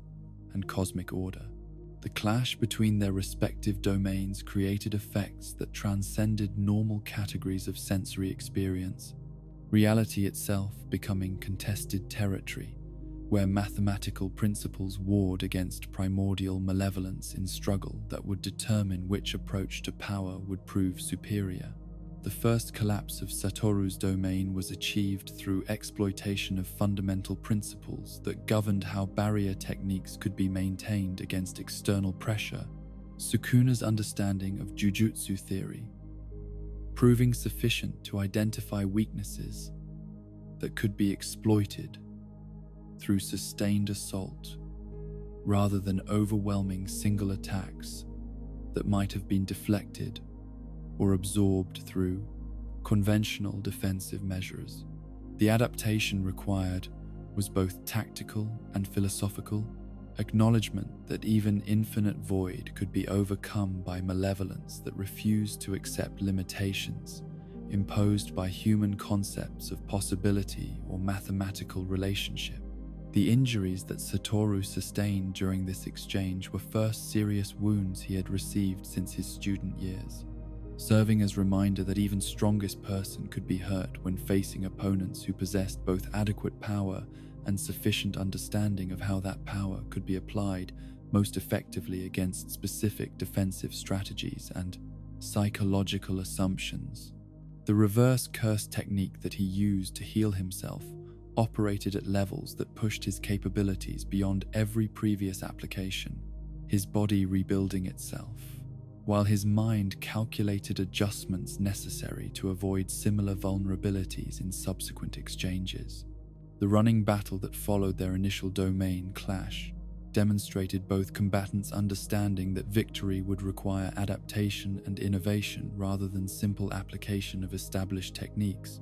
each seeking advantages that could be exploited while defending against counters that threatened to turn tactical gains into strategic defeats that might prove impossible to recover from given stakes involved. The pace of their engagement exceeded anything that ordinary perception could follow, movements and techniques blending into patterns that existed at boundary between physical reality and pure abstraction, made manifest through supernatural will. The simple domain that Satoru deployed to counter Sukuna's continued assault represented innovation born from desperation, combined with understanding that traditional approaches would prove inadequate against someone who had spent centuries developing countermeasures for every conceivable defensive strategy that might be employed against his overwhelming offensive capabilities. The technique's effectiveness lay not in overwhelming power,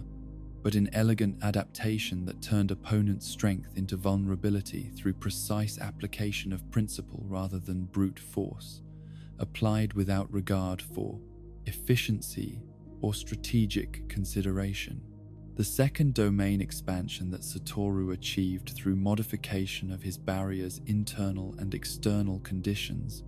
demonstrated learning that had occurred through analysis of his previous failure,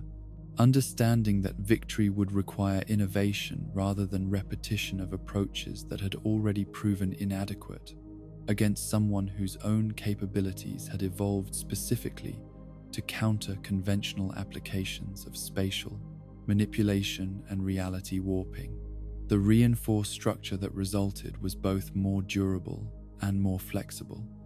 capable of adapting to assault patterns while maintaining essential characteristics that made unlimited void effective. The hand-to-hand combat that occurred within clashing domains showcased physical capabilities that exceeded normal human parameters, while revealing how completely both combatants had integrated their supernatural abilities with martial techniques that transformed every movement into potential attack or defense. Recognition that victory might ultimately depend on fundamental skills that transcended elaborate technique applications or complex tactical maneuvering. The violence was intimate and impersonal simultaneously,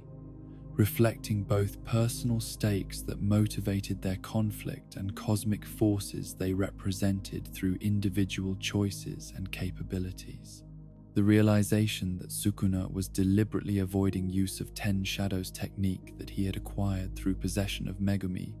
created strategic complications that forced Satoru to recalculate his approach, while understanding that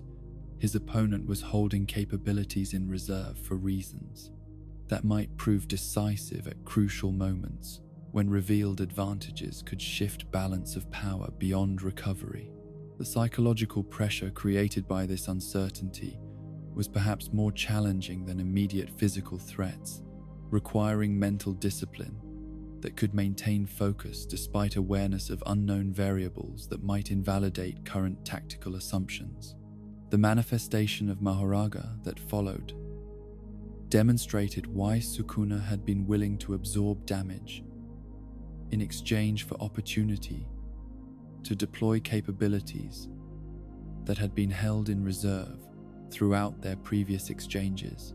The Shikigami's adaptive abilities, representing form of evolution that could potentially overcome even most overwhelming expressions of individual power through systematic analysis and countermeasure development. The creature's appearance transformed tactical victory into strategic uncertainty, forcing recalculation of approaches that had seemed adequate only moments before. When conventional assumptions about defensive capabilities remained valid, the realization that Megumi's soul was being used to bear adaptation burden that should have fallen on Sukuna himself added moral complexity to circumstances that were already emotionally devastating. Understanding that victory might require choices that compromised values that had motivated his entire approach to protection and education throughout career, dedicated to preserving human dignity and individual autonomy. The knowledge that someone he cared about was being exploited created psychological pressure that threatened to undermine tactical judgment at moments when perfect clarity was essential for survival and success. The brain damage that resulted from his sustained use of reverse curse technique to maintain domain expansion capabilities created permanent limitations that would affect every subsequent decision about how to deploy remaining resources. Understanding that victory would require accepting constraints that made certain techniques unavailable while demanding innovation that pushed remaining capabilities toward their absolute limits without regard for long-term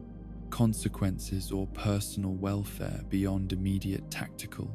requirements. The black flash that he achieved during their exchange represented perfect integration of technique and timing that exceeded even his own previous achievements. Phenomenon serving as proof that human potential could transcend apparent limitations when circumstances demanded transcendence and preparation met opportunity in moments of absolute necessity where failure meant consequences extending far beyond personal defeat. The energy that flowed through him during this moment of perfect synchronization between will and technique provided glimpse of what was possible when every barrier between intention and manifestation was eliminated through conscious choice and supernatural capability. The unlimited hollow purple that served as his response to escalating challenges represented ultimate expression of his spatial manipulation abilities. Technique refinement that achieved effects beyond anything he had previously accomplished, while demanding precision that left no margin for error in calculation or execution that might result in catastrophic failure. The preparation required for such attack created vulnerabilities that opponents attempted to exploit, while technique itself charged toward deployment that would either end battle decisively or create opportunities for counterattack that might prove fatal to someone who had committed everything to single devastating assault. The incantations that he employed to enhance his techniques during their final exchanges demonstrated understanding that victory would require every possible advantage. Traditional elements of Jujutsu practice that had seemed unnecessary given his overwhelming natural capabilities, proving essential when facing opponents who possessed comparable power, enhanced by centuries of accumulated experience, and malevolent wisdom that had been refined through systematic study and practical application. The words themselves carried power that transcended their semantic meaning, syllables that connected technique to fundamental forces that governed supernatural manifestation.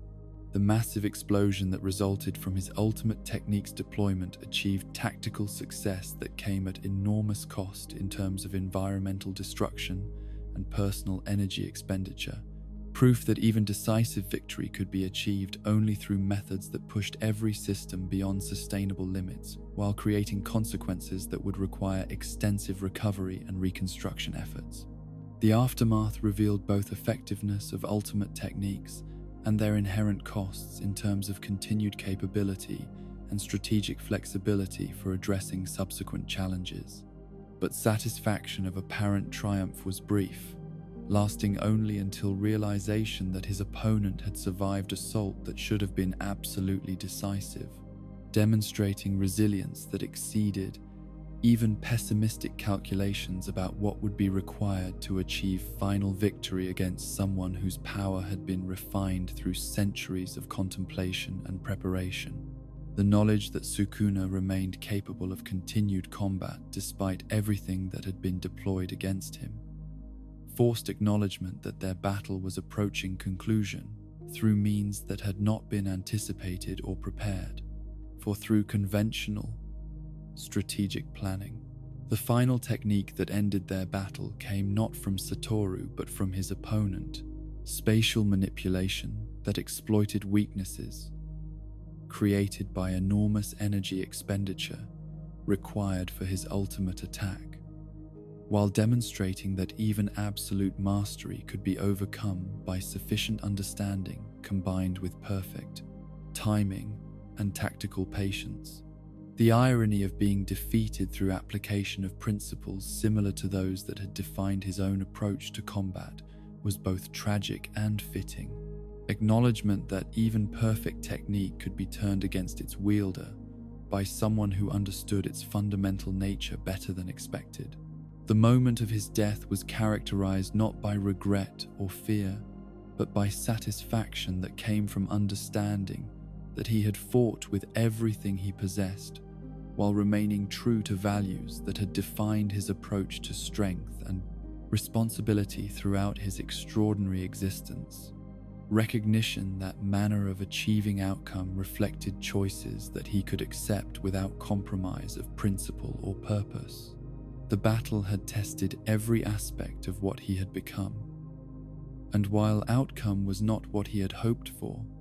process had validated beliefs and methods that had guided his development as both sorcerer and teacher. The words that Sukuna spoke over his body acknowledged both challenge that he had represented and respect that such challenge had earned. Recognition that their battle had tested King of Curses in ways that validated reputation and capabilities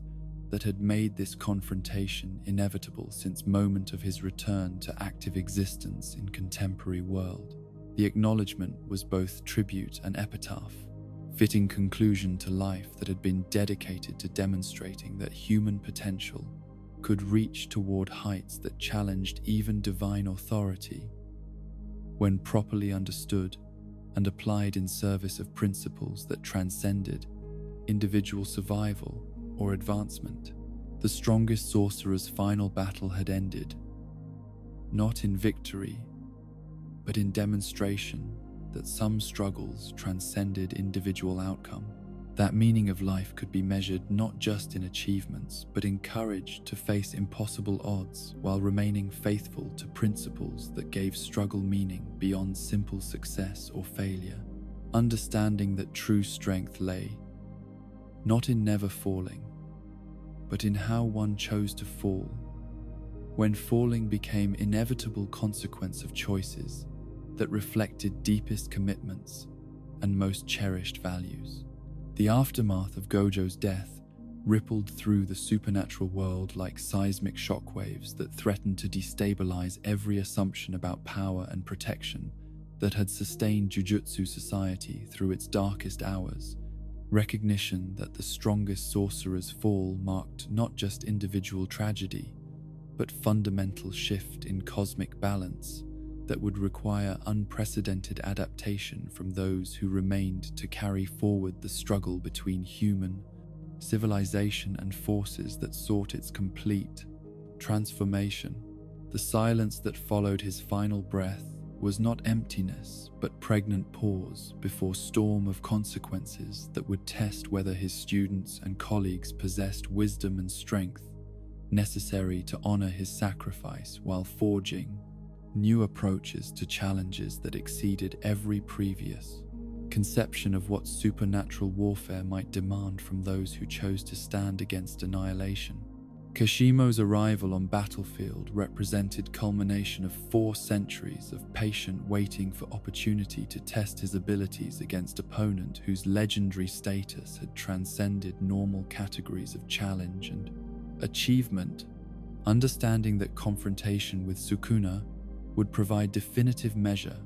of whether his mythic beast amber technique could achieve effects that justified lifetimes spent in preparation for single moment of ultimate expression. The lightning that coursed through his being was not merely elemental force, but manifestation of will that had been refined through decades of contemplation and training toward goal that had sustained him through experiences that would have broken lesser spirits. The battle that erupted between them demonstrated both extraordinary capabilities that exceptional sorcerers could achieve when pushed beyond normal limitations, and fundamental reality that even perfect preparation could not guarantee victory against opponents whose power had evolved beyond conventional understanding of what was possible through technique and determination alone. Kashimo's attacks achieved levels of precision and devastation that would have overwhelmed any ordinary special-grade curse or sorcerer, but Sukuna's responses revealed depths of malevolence and tactical sophistication that had been refined through centuries of combat against enemies whose capabilities had challenged him to develop countermeasures for every conceivable form of supernatural assault. The mythic beast Amber that Kashimo deployed as his ultimate technique represented fusion of consciousness with natural forces that transcended normal boundaries between individual will and cosmic phenomena, allowing him to become living embodiment of electromagnetic force while maintaining sufficient coherence to direct such power according to tactical objectives that required precise control rather than simple, overwhelming destruction. The transformation was both beautiful and terrible, demonstration of what human potential could achieve when every limitation was abandoned in pursuit of perfect expression of inherited capability. But even this transcendence proved insufficient against someone whose understanding of combat had evolved beyond normal categories of technique and strategy toward approach that incorporated psychological warfare, tactical deception, and philosophical manipulation, alongside overwhelming supernatural power that could adapt to any challenge through methods that exceeded conventional analysis or prediction. Sukuna's victory was achieved not through superior strength alone, but through comprehensive understanding of how battles were won when opponents possessed comparable abilities and similar dedication to achieving their objectives, through whatever means proved necessary. The elimination of Kashimo marked end of era, when individual achievement could serve as adequate response to threats that operated at scales exceeding what any single person could address through personal excellence alone, regardless of how thoroughly that excellence had been developed or how perfectly it had been expressed in moments of ultimate testing. The age of legendary sorcerers whose individual capabilities could reshape entire conflicts was giving way to a period when survival would depend on cooperation and collective wisdom that transcended traditional approaches to supernatural combat and political organization. Meanwhile, the confrontation between Kenjaku and Takaba represented an entirely different form of warfare where reality itself became contested territory through application of techniques that operated according to principles that challenged fundamental assumptions about relationship between consciousness and physical manifestation.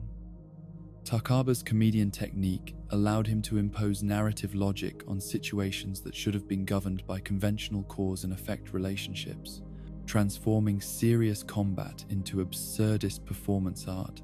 that somehow achieved tactical results exceeding what traditional approaches could have accomplished. The battle of comedy that ensued was simultaneously profound philosophical exploration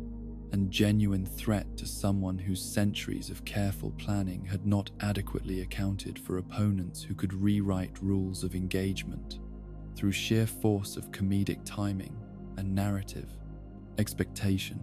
Kenjaku's intellectual sophistication proved both asset and liability when confronted with adversary whose attacks took form of punchlines that achieved devastating effect through mechanisms that operated outside normal categories of puns, cursed technique, or strategic thinking. The laughter that echoed through their confrontation was not expression of joy, but weapon, as devastating as any domain expansion or ultimate technique, sound that challenged Kenjaku's fundamental assumptions about how power should be wielded while providing Takaba with opportunities to explore creative potential that had never been fully tested against opponents whose capabilities approached his own level of reality warping ability. The comedy duo that they temporarily became represented perfect synthesis of intellectual sophistication and intuitive understanding that transcended their individual limitations while creating something genuinely new in history of Jujutsu combat. But even Takaba's fulfillment through perfect comedic expression could not prevent Yuta's sudden appearance and decisive intervention that ended Kenjaku's centuries-long scheme through application of techniques that had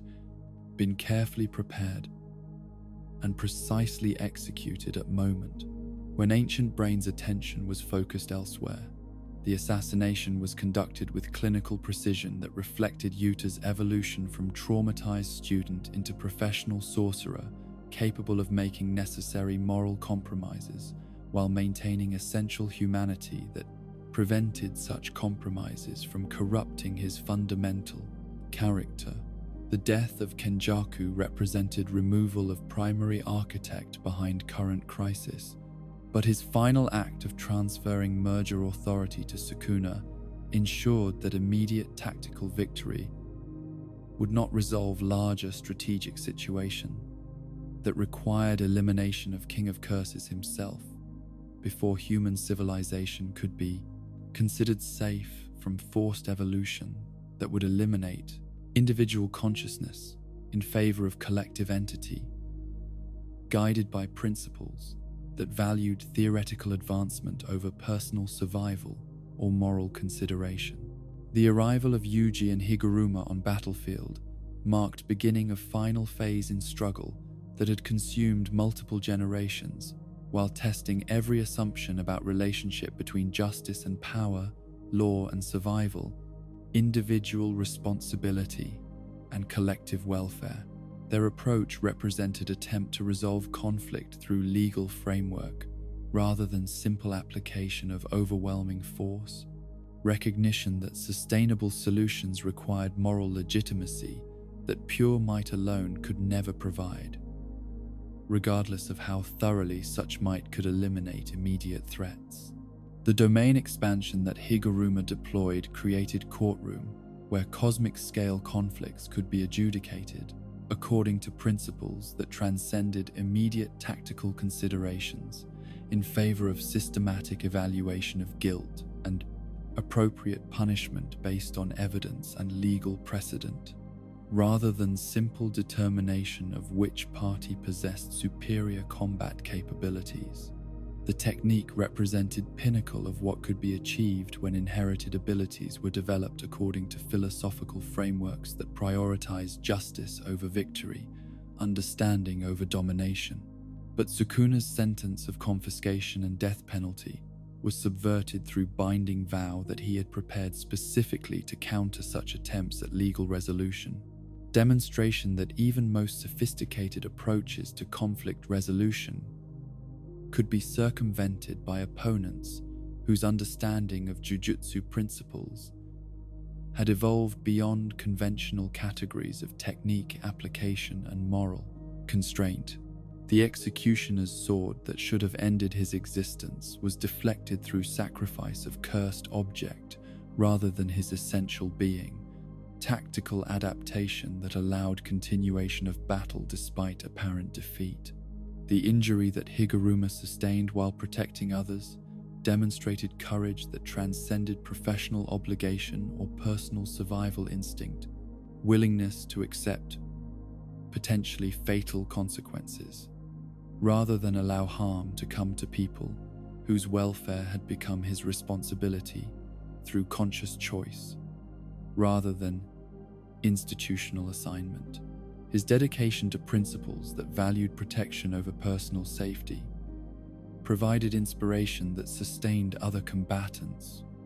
while exemplifying ideals that justified continued resistance despite overwhelming odds and apparent impossibility of achieving victory through conventional means.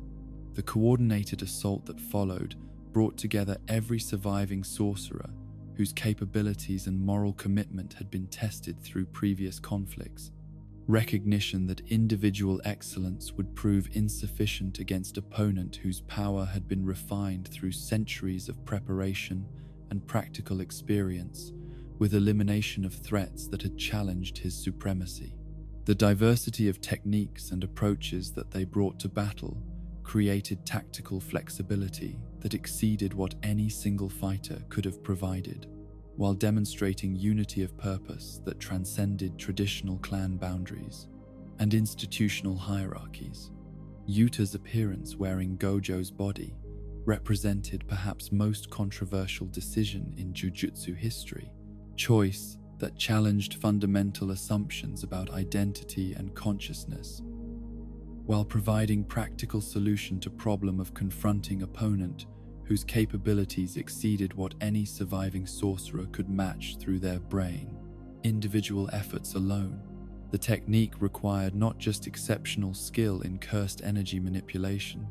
but psychological resilience that could maintain coherent identity while occupying physical form that belonged to someone else. Conscious violation of normal boundaries that might have been considered unethical under different circumstances. The six eyes that now served Yuta's consciousness provided computational abilities that approached divine omniscience, while his own copy technique allowed integration of multiple inherited abilities in ways that created synergistic effects exceeding sum of individual components. The combination was unstable and temporary, but for brief period, It offered hope that sufficient power might be assembled to challenge someone whose individual superiority had seemed absolute and insurmountable through any combination of conventional techniques or tactical innovation. The domain expansion that Yuta achieved while wearing Gojo's body demonstrated imperfect but functional mastery of spatial manipulation, combined with his own reality-copying abilities, creating effects that challenged Sukuna's assumptions about what his opponents could accomplish through desperate measures and unprecedented cooperation. The technique was crude compared to original user's perfect integration, but effectiveness lay not in elegant execution, but in unexpected application of principles that had not been adequately anticipated or prepared for through centuries of strategic planning. Yuji's awakening during these final battles represented culmination of development that had been shaped by exposure to Sukuna's consciousness, combined with systematic training that had prepared him to maintain individual identity despite intimate contact with malevolence that had corrupted every previous vessel who had attempted to contain such overwhelming evil. His shrine technique manifested as expression of heritage that connected him to King of Curses, while remaining fundamentally different in purpose and application, demonstration that shared bloodline need not determine moral trajectory or ultimate destiny. The black flashes that Yuji achieved in rapid succession represented perfect harmony between technique and emotion that transcended normal limitations on what could be accomplished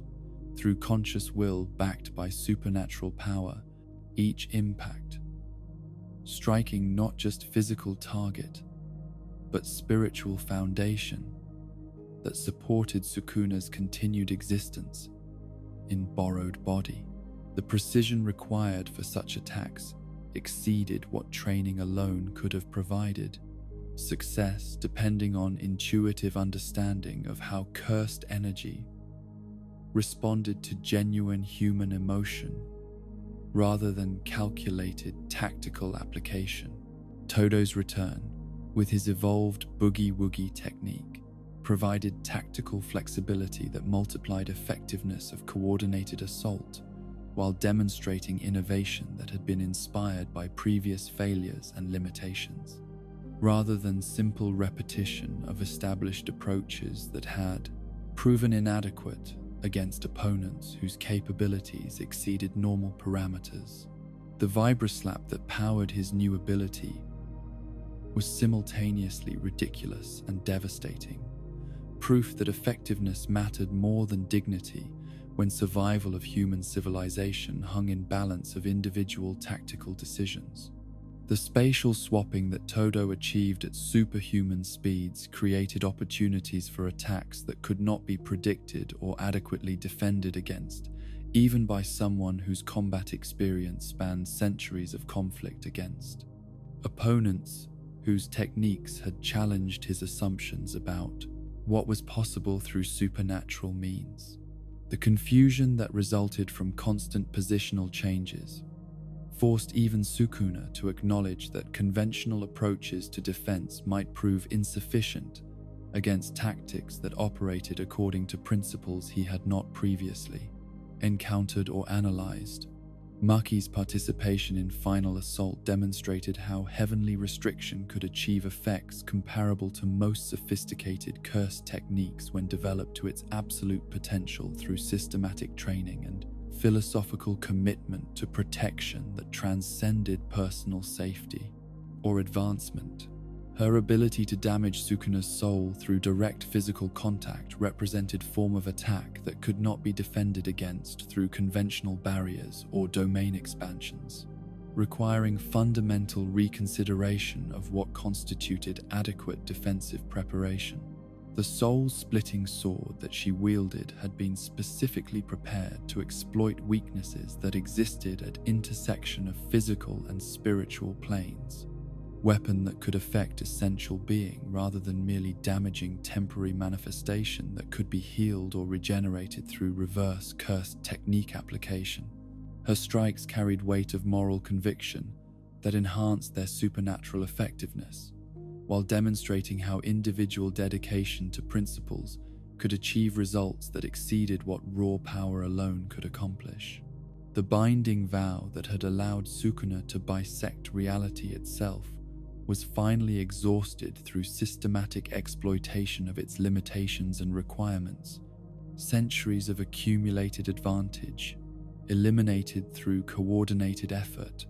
that forced him to rely on fundamental capabilities rather than tactical innovations that had been developed specifically to counter previous generations of opposition. The reduction to basic technique applications leveled battlefield in ways that made numerical superiority and cooperative tactics more significant factors in determining eventual outcome. The domain expansion that marked beginning of final phase was incomplete and unstable. Demonstration that even Sukuna's overwhelming power could be degraded through sustained assault that pushed every system beyond its designed parameters while preventing adequate recovery or strategic repositioning. The malevolent shrine that manifested was shadow of its former perfection, adequate for continued combat, but no longer representing insurmountable advantage that could guarantee victory regardless of tactical circumstances or opponent capabilities. The flames that Sukuna deployed as his ultimate technique represented final expression of power that had been held in reserve throughout previous battles. Furnace technique that could eliminate all opposition through sheer thermal devastation that exceeded what any defensive measure could withstand through conventional means. But even this ultimate attack was countered through sacrifice and innovation that demonstrated how collective determination could overcome individual superiority when properly coordinated and executed with perfect timing and mutual support. Choso's final act of brotherly protection exemplified values that had motivated resistance throughout conflict, willingness to accept certain death rather than allow harm to come to family member whose welfare had become more important than personal survival or achievement. The blood barrier that he created was not merely defensive technique, but expression of love that transcended normal categories of cursed energy application. Demonstration that positive emotions could achieve effects comparable to most sophisticated supernatural abilities when applied with perfect dedication and moral clarity.